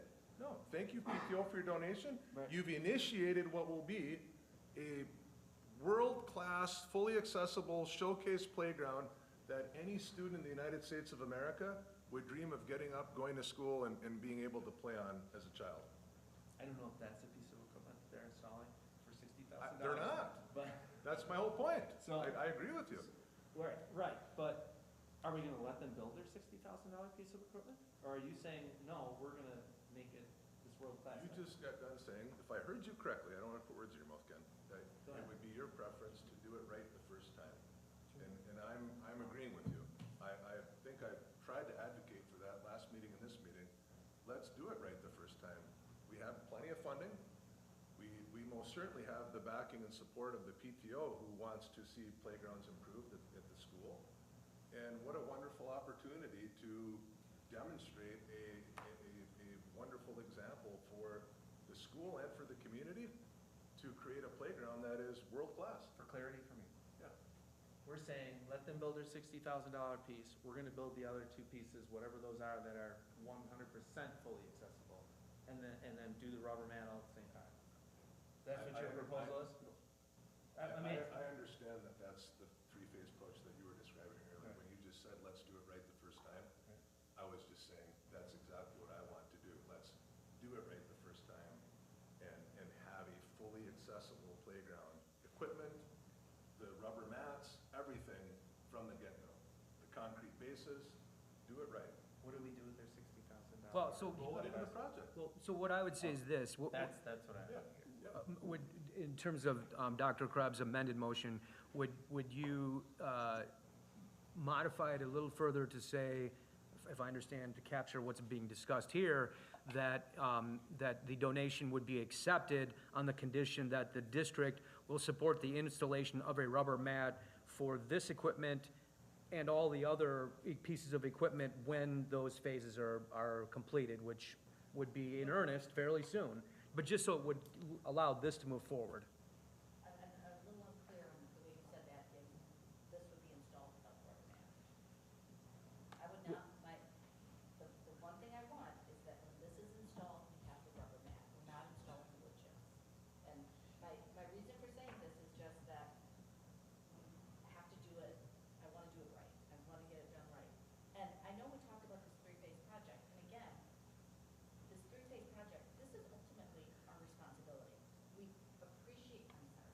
appreciate the donation from the PTO, but once it's on our property, it's equipment that we have to maintain, it's our responsibility. The three-phase project has that been vetted by the district? To what the other equipment is, if this is, what equipment here will be accessible? I'm not just, that's just really unclear to me. I want to make sure that it's clear that we want the rubber mat when we're installing this. That's my primary, whatever it takes to get the rubber mat when we're installing this.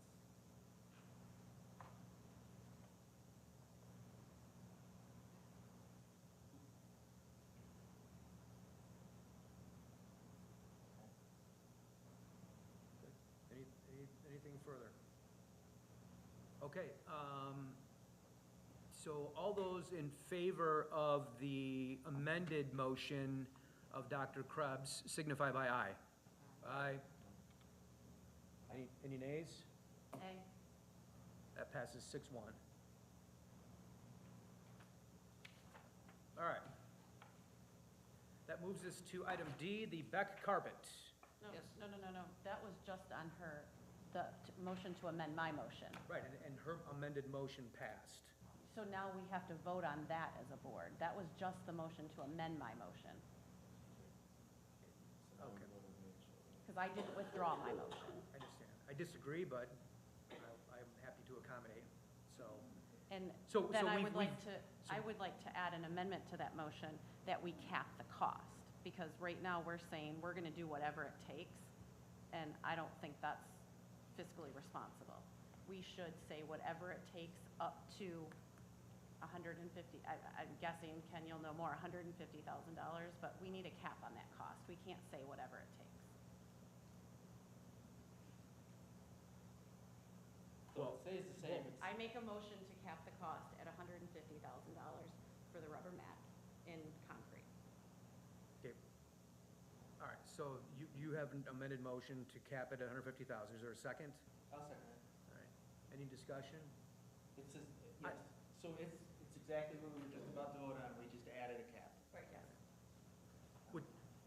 I mean, procedurally, none of this is going to get, I mean, I guess we could approve this and then we get bids that don't even come back for our approval. I personally would prefer to see bids come back for us to approve, which would address that issue at that point in time rather than just putting a number, but That's fine too.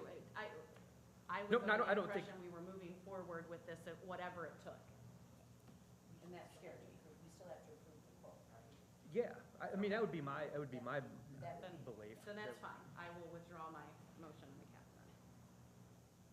All right. So we're now back to voting on the amended motion by Dr. Krebs. Correct. Yeah. Okay. All those in favor signify by aye. Aye. Any nays? That passes 7-0.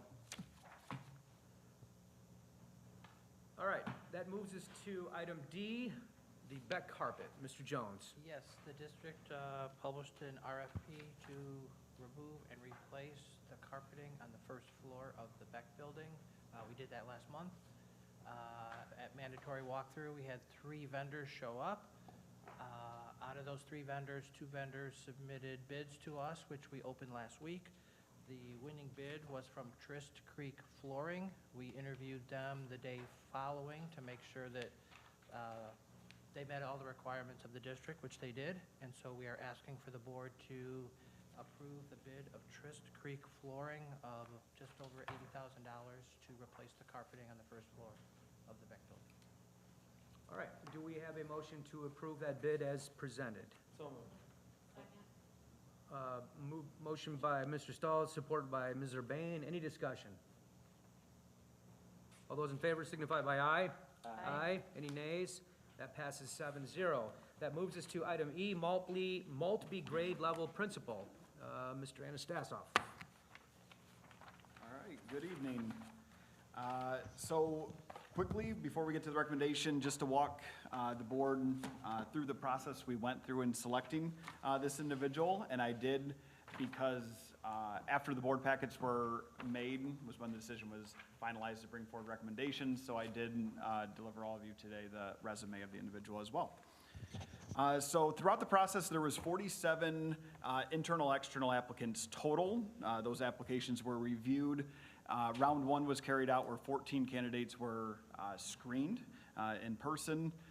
This led to a round two interview with the Maltby staff in which 6 candidates were invited, 5 accepted that round. And then there was a final round with Dan Ayton, the principal of Maltby for next year, and the cabinet to interview the last 2 where we selected, and then we're going to selecting the recommendation for today. So we're happy to recommend and bring to you today Brad Edwards as a recommendation. He's been a Stockbridge principal for the last 13 years. 3 of these were at the middle school levels of our middle school, grades 6 through 8, and then his last, most recent 10 was at the elementary level. So we're excited about him bringing his experience, obviously, to Maltby and working with Dan Ayton at that position. All right, so do we have a motion to approve the hiring of Bradley R. Edwards as the Maltby grade level principal? So moved. Moved by Mr. Stahl. Support. Support by Ms. Tierney. Any discussion? I just want to say that I appreciate the process that was undertaken to find the candidate that's ultimately being recommended. Mr. Edwards has a very impressive resume, and assuming there's going to be an affirmative vote, look forward to him joining the district and serving as a tremendous leader for Maltby. So all those in favor signify by aye. Aye. Any nays? That passes 7-0. And congratulations, Mr. Edwards. We look forward to you joining our district. All right. I don't think he is here, is he? We changed up the process that the board would vote. Yeah, Once right. approved, and we'll invite him to the next meeting. Yeah. Yeah. Okay. Thank you. Absolutely. Yeah, right? I assumed he wouldn't have been invited. All right. That concludes the for action portion and moves us to for future action, item A, student handbooks. Mr. Anastasov. Yes, so we put it on the for future action tonight because we've been working on the student handbooks and any of the changes that are needed. We do have changes that are recommended from BHS, Scranton, Maltby, and the elementaries as a combined one. So we began conversations at the policy committee today. We still have to continue those and get those through. So we are, I'm going to be working on getting some feedback to the policy committee, and then we'll work on our timeline to see if we can get those in front of you in time to be able to bring them to the board meeting. If not, we may have to modify our timeline for that. Okay, any questions? No. All right, item B, the LESA budget 2025-2026. Dr. Alwal.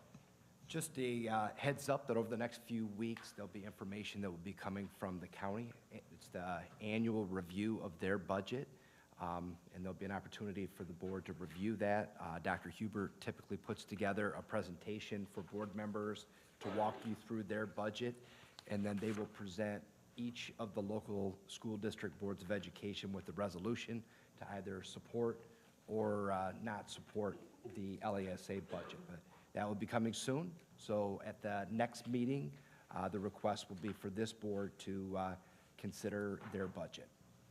And remind me, Dave, and if you don't know this offhand, maybe we can discuss at the next meeting. What is the amount of funds that we contribute to Lisa from Brighton? I know, like, according to the material that was sent out before the meeting, it looks like 40% of their annual budget comes from school districts, if my math was correct. Do you know roughly what we contribute, or is it primarily, when, on their budget, when it says from other school districts, are those funds that other school districts are paying to Lisa? Well, there are programs that Lisa runs. Yep. That we do have to pay for. Okay. So I'm just assuming that what you were looking at was that, but I'm, Is that the only source of funding they receive from a local district? that's all I know, yes. Okay. My children are part of those programs, so my son goes over to Hull for that construction management program and loves it. But there's more too, because for instance, they run our transportation program, which we pay for. Okay. So, Is that what those, that line item on their budget where it says other local districts, is that where those funds come from then? Like shared programs? I think it's going to have to be something like that, because 40% seems high. They have a high per pupil foundation allowance that they get directly from the state. And so that's where the bulk of theirs comes from. They also get a lot of grants. A lot of the money, such as preschool, which we're going to talk about, passes through LESA and then comes to the district. A lot of our money doesn't go the other direction, so it must be something like the consortium cost. Isn't what's being proposed in the packet on page 41? It's $13 million. Yeah, this would be a good question. We'll ask Dr. Huber what that specifically goes to and get you that information. All right. Okay. Okay, any other questions? No? All right. That moves us to item C, property tax L 4029. Mr. Yes, Jones? At the June meeting, we will be asking the board to approve the annual property tax form, the L 4029, which will declare our operating millage that we will charge next year and the debt millage. Okay, any questions? Okay, that moves us to item D, final budget 24-25 and projected budget 25-26. By regulation, the board must approve an operating budget for next year by June 30th. So I will be presenting a final budget for fiscal year 25 and then the proposed budget for 26 at the next board meeting. Is that material in the packet? Oh, no, it's still being worked on. So how is it for future action and we don't even have the material to review prior to acting on it? Well, we will, I'm assuming we'll get it at some point before the June meeting. Like, usually historically, it's been like a week before. I mean, is that a doable timeframe? The goal right now is to have it done and presented to the finance committee for review first. Yeah. So, but yeah, it's still, at this point in time, it's still being worked on. It's not, budget is not done. So we as a board will see the budget that we're going to be asked to act on prior to the meeting. Yes. And the finance committee will also be reviewing it. Yeah, I mean, if there's one thing I as a board member would like to see early, it's our budget for our district. And if there's, I mean, any budget of any year, this is up in the air because we don't know yet what the allocations from Lansing are gonna be. Hopefully in another week, we'll have a better guess, but right now, it's really up in the air. And I think our budget for this year changed drastically, just a few months ago. So what was originally proposed at the start of this school year versus what you came in and presented to us a few weeks ago That is correct. changed by over 10 million bucks? You know what, there were so many different categories. There was good and there was bad. I there were a lot I of hope the public is paying attention to the changes because it's significant. It was significant, Right? yeah, that's And correct. we all know, including the teachers, where a huge source of revenue for this district comes from. And if that source of revenue goes away, it will put enormous strain on our district.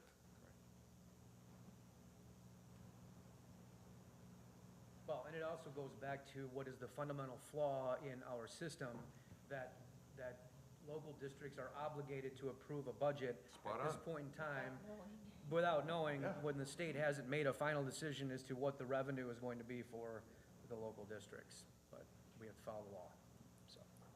Plan for the worst, hope for the best. Okay, any further questions? All right, that moves us to item E, the County Preschool Consortium. Dr. Outlaw. So preschool has been a major initiative across the state of Michigan, and Brighton has been an early adopter in this program for the last year and a half. We've really leaned into the universal preschool, the preschool for all, expanded our preschool opportunities fairly significantly. As the state has progressed along with this, the budget, all the money goes through the county, and then we do reimbursements through the district, just so we don't get any allocation directly to the school district for that universal preschool. It goes to LESA, and they reimburse districts for our cost. So as this has developed, we've realized that there is an opportunity for us to work together as a county as it relates to preschool education across the county. So over the last several months, we have been looking at ways that we can work together with curriculum instruction, assessment, collaboration among our directors, and a variety of other pieces that really we stand to benefit from as a county. But there's one piece of this that is going to be important that we're waiting for some details, is we've talked to our employees. One of the ideas is because the money goes through LESA, that we would use LESA for the payroll for all of the teachers who work within that program. None of our teachers would go backwards in their pay.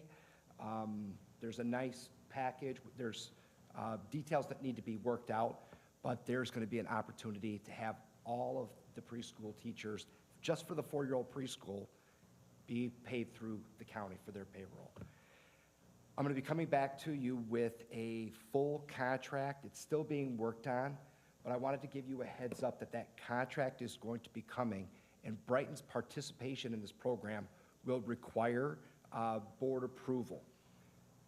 The devil is in the details, so we need to get you details before we have this, but I wanted to put on your radar, letting you know that we're going to be coming and we're going to be asking the board to consider this. We will vet the final offer from the administration side of it, and if it looks like something that is advantageous for our students, for our district, we will bring it to the board for your consideration. Do you have questions at this time based on where we are today? Still in development phase, but what questions do you have for me?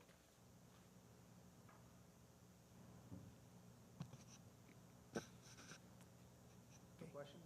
As we know more, we'll bring that information to you. Okay. All right, that moves us to item F, Resolution Title III. Dr. Mosier.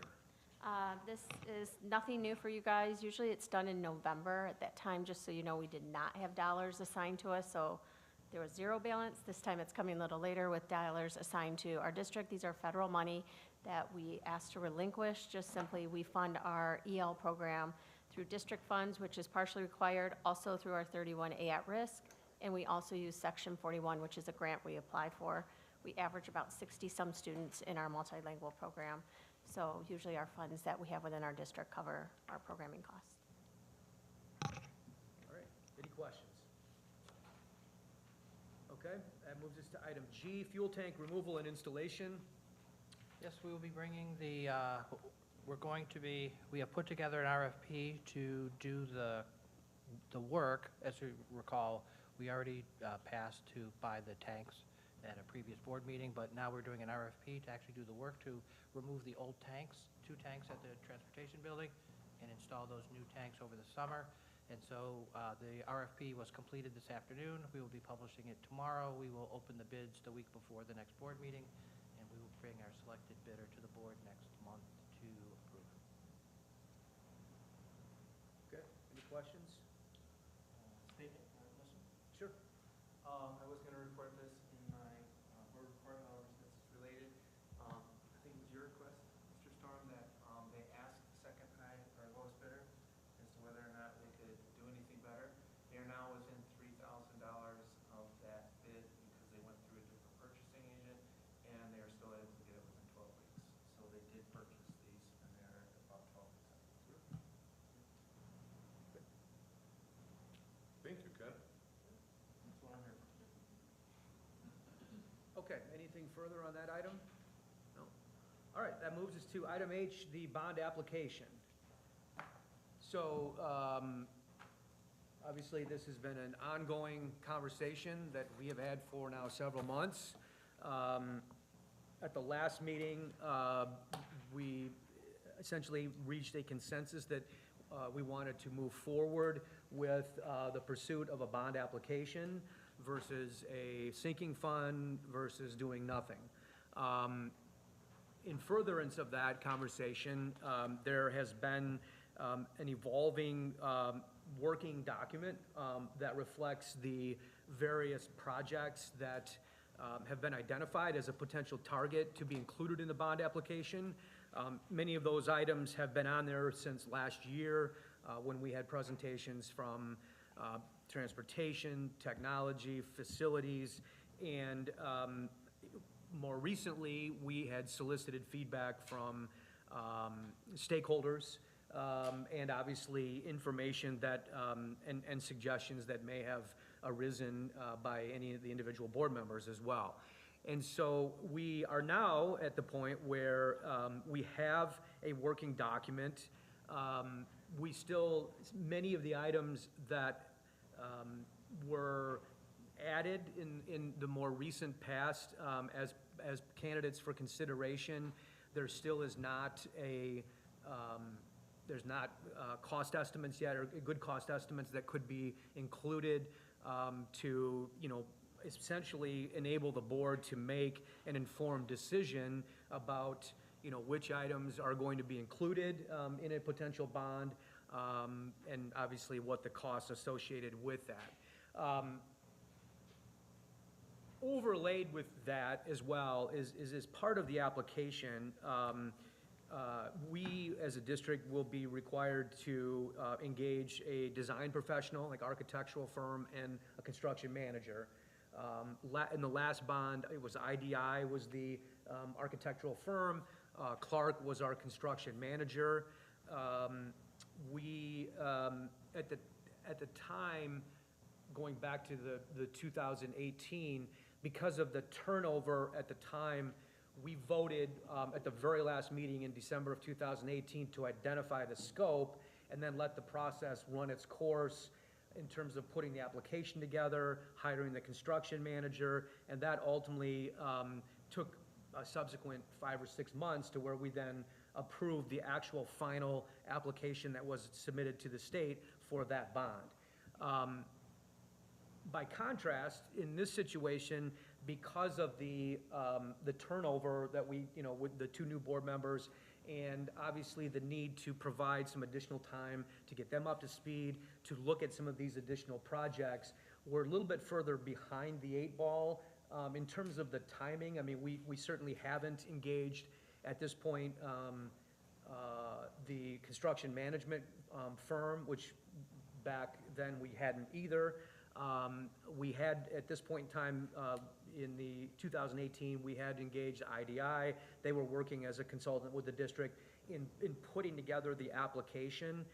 And so we have kind of a little bit of a moving target right now in terms of there's multiple things happening that will still need to be addressed. I mean, we're certainly not in a position tonight to be able to identify with specificity which projects we want to, at least from my perspective, which projects we want to include on the bond application. And the other thing that we have to consider as well is that in the previous bond, actually the previous 2 bonds, our bond rating was significantly worse than it is now. And as a consequence, we went through the state for our bonds because we could leverage a much higher bond rating through the state for, you know, for our interest rates on our bonds. Fortunately, because of the great stewardship that we have engaged in, and our bond rating has significantly increased to the point where we could, as a district, sell the bonds without going through the state. And my understanding is we would probably carry a similar bond rating on our own than we would through the state. Is that an accurate statement? The district's bond rating is 1 step below what the state's is, and according to Baker Tilly, our bond analyst, it would not be a significant difference in interest rates between the 2. Okay. So that's another option and that if we were to go with bonds direct without going through the state, the timing is a little bit, we've got more time if we were to do that versus a more accelerated schedule if we were to go through the state. Is that correct? Okay. So I think, and if you wouldn't mind, Dave, do you have those specific dates that we need to identify and the timeline they would need to meet if we were to go with the state, go through the state versus, the state qualified versus our own? We actually would have to have everything put together like first week in July. You have to have 30 days between your application and, let's back up.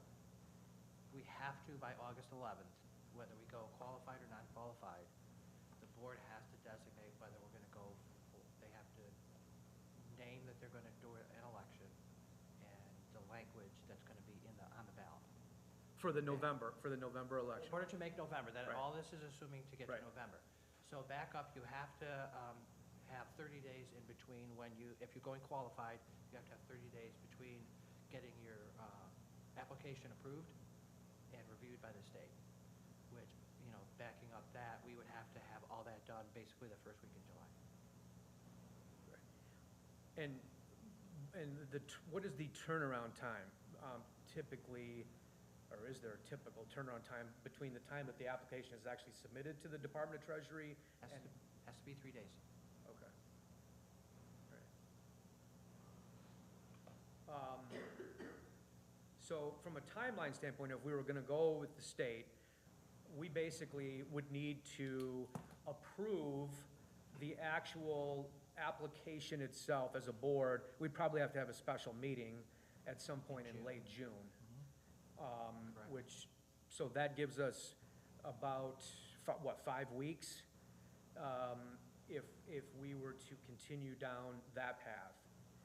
If we are not going with the state route for the bonds, then we just have to have an approval of the items of what we're going to identify as part of the bond, and the vote to then put that on the ballot by August 11th. By the August 11th meeting, that's correct.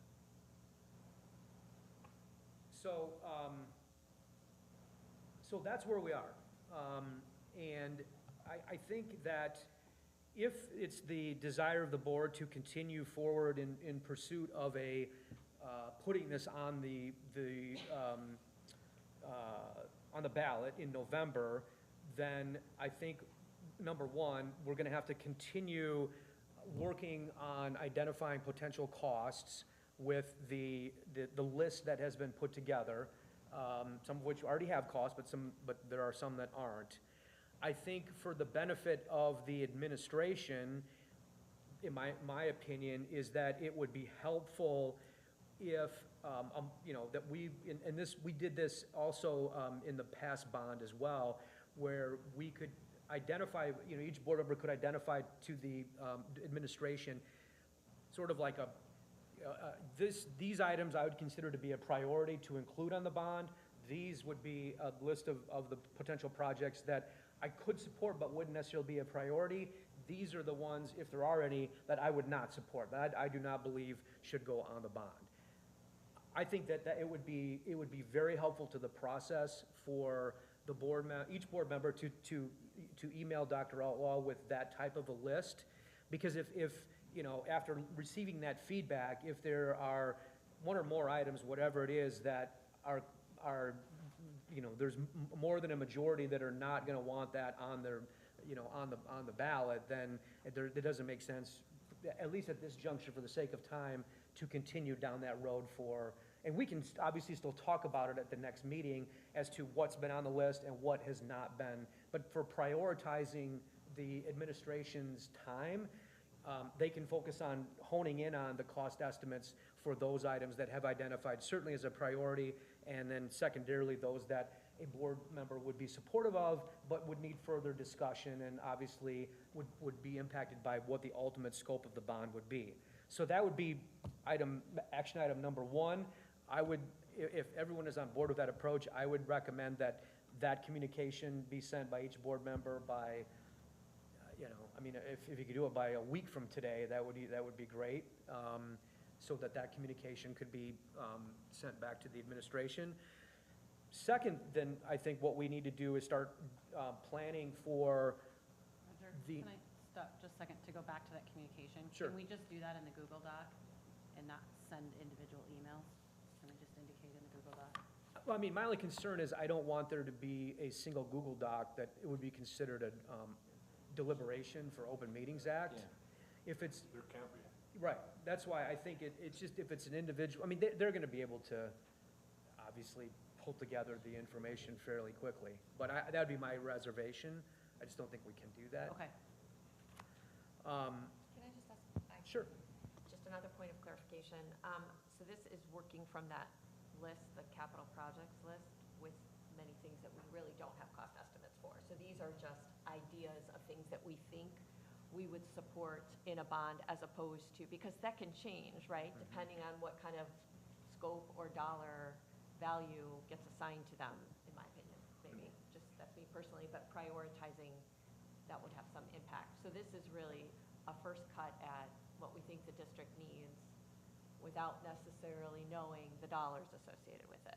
Is that what we're looking for? And before that, last meeting I'd mentioned to Dave regarding the current funds that we have appropriated for improvements in the district. And to me, it seems even before that, I agree with what you just said, that we would, as a team, identify how those funds ultimately get allocated, have a conversation beyond just at a committee level, and make sure that we understand current year and then future year capital that we expect to be available as part of our normal budget process outside of a bond.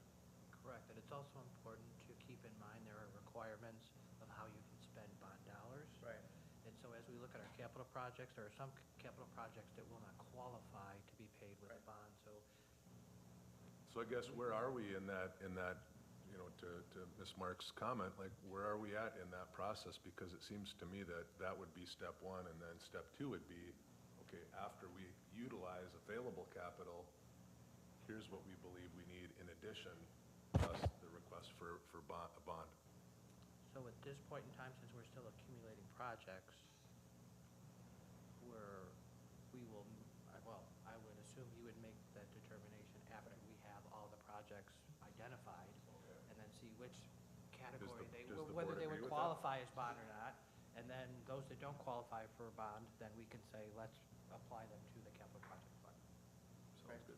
Yeah, that's how I envision it too. Like, as part of that overall conversation, these are the items that we as a board want to tackle on the capital account that we currently have. And then these are the ones that are going to be addressed in a bond. And then these are the ones we aren't going to do either. Dr. Allah?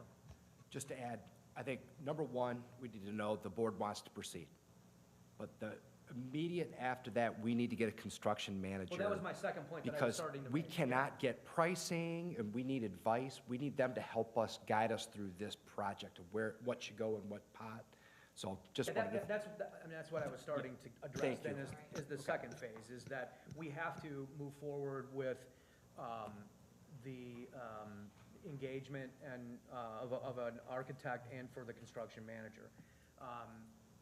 Going back, as I mentioned earlier, to the last bond, I mean, we actually didn't have a construction manager hired, which was Clark, until approximately 2 weeks before. I mean, I know they did a lot of work after we did hire them to finalize the actual bond application and tighten up the, you know, the amounts, even like the contingency. I mean, there was a 35% contingency in the last bond.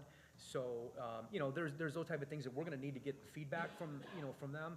So with that in mind, I think we need to, at the last bond, the facility committee interviewed potential candidates and then ultimately made the recommendation to the board.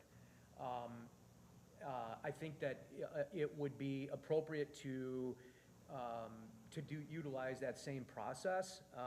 Obviously, you know, there's some familiarity with, you know, the contractors that we've used for the construction management in the past, as well as the architects, but I think we should focus on interviewing and fairly quickly those that we might be willing to do that, and then with hopefully the timeline that we would then come back in the first June meeting to make the recommendation and vote on who would be the construction manager and who would be the architect, if we're gonna meet this timeline, either the state or our own bond timeline. Go ahead. I was just going to say, the difference between qualified and unqualified is really important. If you're going to go with the qualified state, you might need to have a meeting before June 9th to approve a construction manager. It is really a tight timeline. Yeah. We want to give them as much time as possible to work with all of us. Just throwing that out there. I'm not saying I'm proposing this, but if we pushed this application to May, and what do we need to do for that? That changes the whole timeline, obviously. It gives us a lot more time to vet the projects and maybe be a little more confident in what we're doing. I know that requires us to pay for the election, correct, as a district? What else is involved if it's not a regular election? It's the same process, but theoretically, you could vet, hire the manager, and have more time to work with the construction manager in planning. There's some downsides to it as well, just because of some of the millage rates dropping and things like that. But it would just give you more time to vet and really work with that construction manager, potentially an architect, in preparation. Well, and I think even February is a potential option, isn't it? No, only in presidential election years is the only year we're allowed to do those elections now. So the next one after this one, after November, would be May. Yeah. I feel strongly that we should do it in November, just because that's when most people are used to voting, and I don't like the idea of slipping a millage in that somebody might not be paying attention to. I think that we should vote when people are used to voting.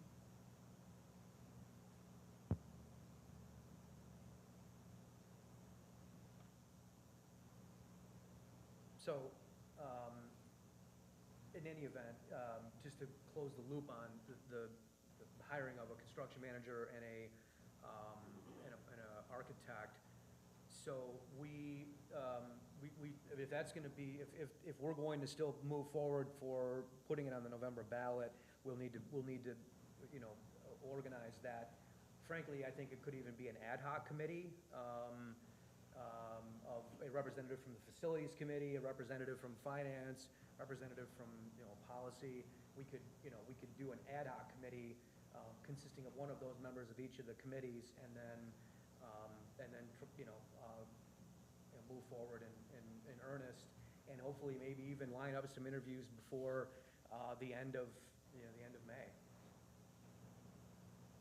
So does anyone have any questions, concerns, comments about going down that path if we're going to continue this process, both with respect to the submission of the email to Dr. Outlaw regarding each of the individual topics, as well as the process for hiring a construction manager and architect? Everybody good with that? Yeah? Okay. So that's what we'll do. So for now, we should keep the bond application for future action. And obviously, we will likely need to schedule a second meeting in June in order to be, again, addressing what will hopefully at that point would be the actual application itself that would be completed with the assistance of the project architect as well as the construction management company, and obviously the identification of the projects that we will be voting on to include in the application. All right? Any other questions? Will we need a second meeting in May to approve the construction manager? I think what I would suggest is maybe, if we need to, maybe we can schedule it, we can call a special meeting. Maybe see because I think tomorrow, we needed to have the green light that you want to proceed. Right. So we have that now. This is job number one. Tomorrow, we will be making calls and laying this out. Maybe we can communicate with the board. And if the timeline works, that we could approve somebody before, maybe we'll see if we can get together for a quick special meeting to approve that. Right. So that they can start working on an application. Yeah. So. Yeah. Okay. All right. That concludes the discussion on the bond application and concludes the for future action portion of our agenda. That moves us to item 9, the board committee chair reports, community recognition. We can do facilities. Mr. Stahl. Just some updates for you. Regarding the back restrooms and flooring, I simply just asked where are we at with it. We're at about 30% with about a month to go on this construction. I got that before I got in here today, so that's what we're looking at, about a month to go before those are fully prepared. We talked about the fuel tanks already. Scranton Turf field timing, when I asked John the other day, he's got a solid date of June 15th for that to start, but he's asking for the 2nd. And it looks like he may be able to get that done by the 2nd. Oh. How you doing, John? Do you concur? Yes, the request has been made. Probably the firm scheduler in at least 2 days. Thank you, sir.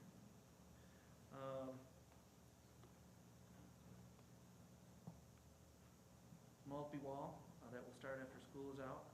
Nothing has been done with that yet, but we do have already procured someone for that, and that work will begin. Just a reminder, that's the wall that needs to be torn out so we can take care of the leak. And that's all I've got for today. Academic committee met today, so it's really nice and fresh, so I can remember this. Usually it's like we met like weeks ago. It's like, what did we, I don't remember. I'm looking at my notes. We talked a lot about some of the different curriculums. We talked about how health has nutrition, substance abuse, just what's happening in those. Talked about creating consistency and across the buildings in terms of what curriculums, the importance of using consistent curriculum, accelerated math, what that looked like, an honors program for ELA, what that would look like. And then we also looked at, talked about the update for Atlas, where that was at. Thank you. I could do policy. We met today also, and we discussed some policy related to gifts and donations, use of district property, so we're working on some of that. We may bring something forward in the future on that. We also started getting into the handbook changes. As Mr. Anastasov alluded to earlier, that will be coming soon as well. I do think we have a couple things on the agenda, maybe for June 9th for future action, policies that will be forward, right? Distribution of materials, I think, right? Instructional materials, 5407. And then we'll get to earn sick time, but we've been doing it. We just need to put it out there. So some point over the summer, you'll be getting some policy to review and then vote on.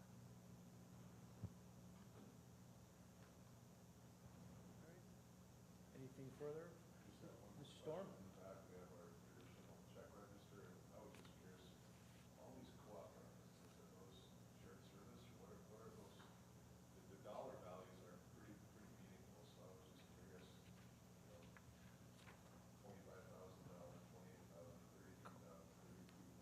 Co-op payments are from shared services.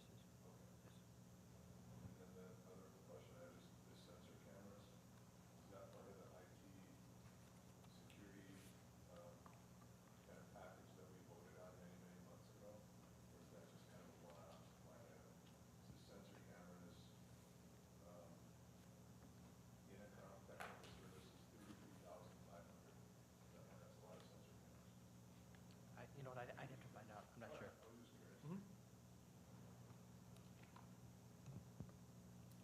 Can I just say, I went to the auto show this weekend, so I don't know if anyone else had the opportunity to do it, but I wanted to congratulate the auto tech department on putting that on. It was fantastic, great turnout, really nice weather, tons of kids out there, and also the art show, which Dr. Otlo recommended. While you're there, stop in and see that. So I would highly recommend, if you haven't been there, the STEAM Center is a fantastic place to go see. The creativity in K through 12 is amazing, so lots of talent in this district. I was just gonna give kudos to the 2 students who sat through this enduring meeting. And Mrs. Krebs was saying we should all go see the musical. I did the next weekend. It was absolutely fantastic, guys.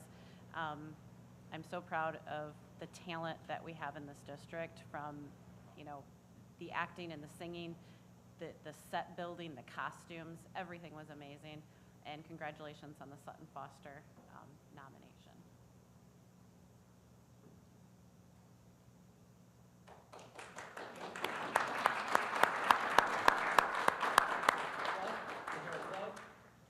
One final plug for the evening. What was that date again? There's Friday, February 16th. Fire, spring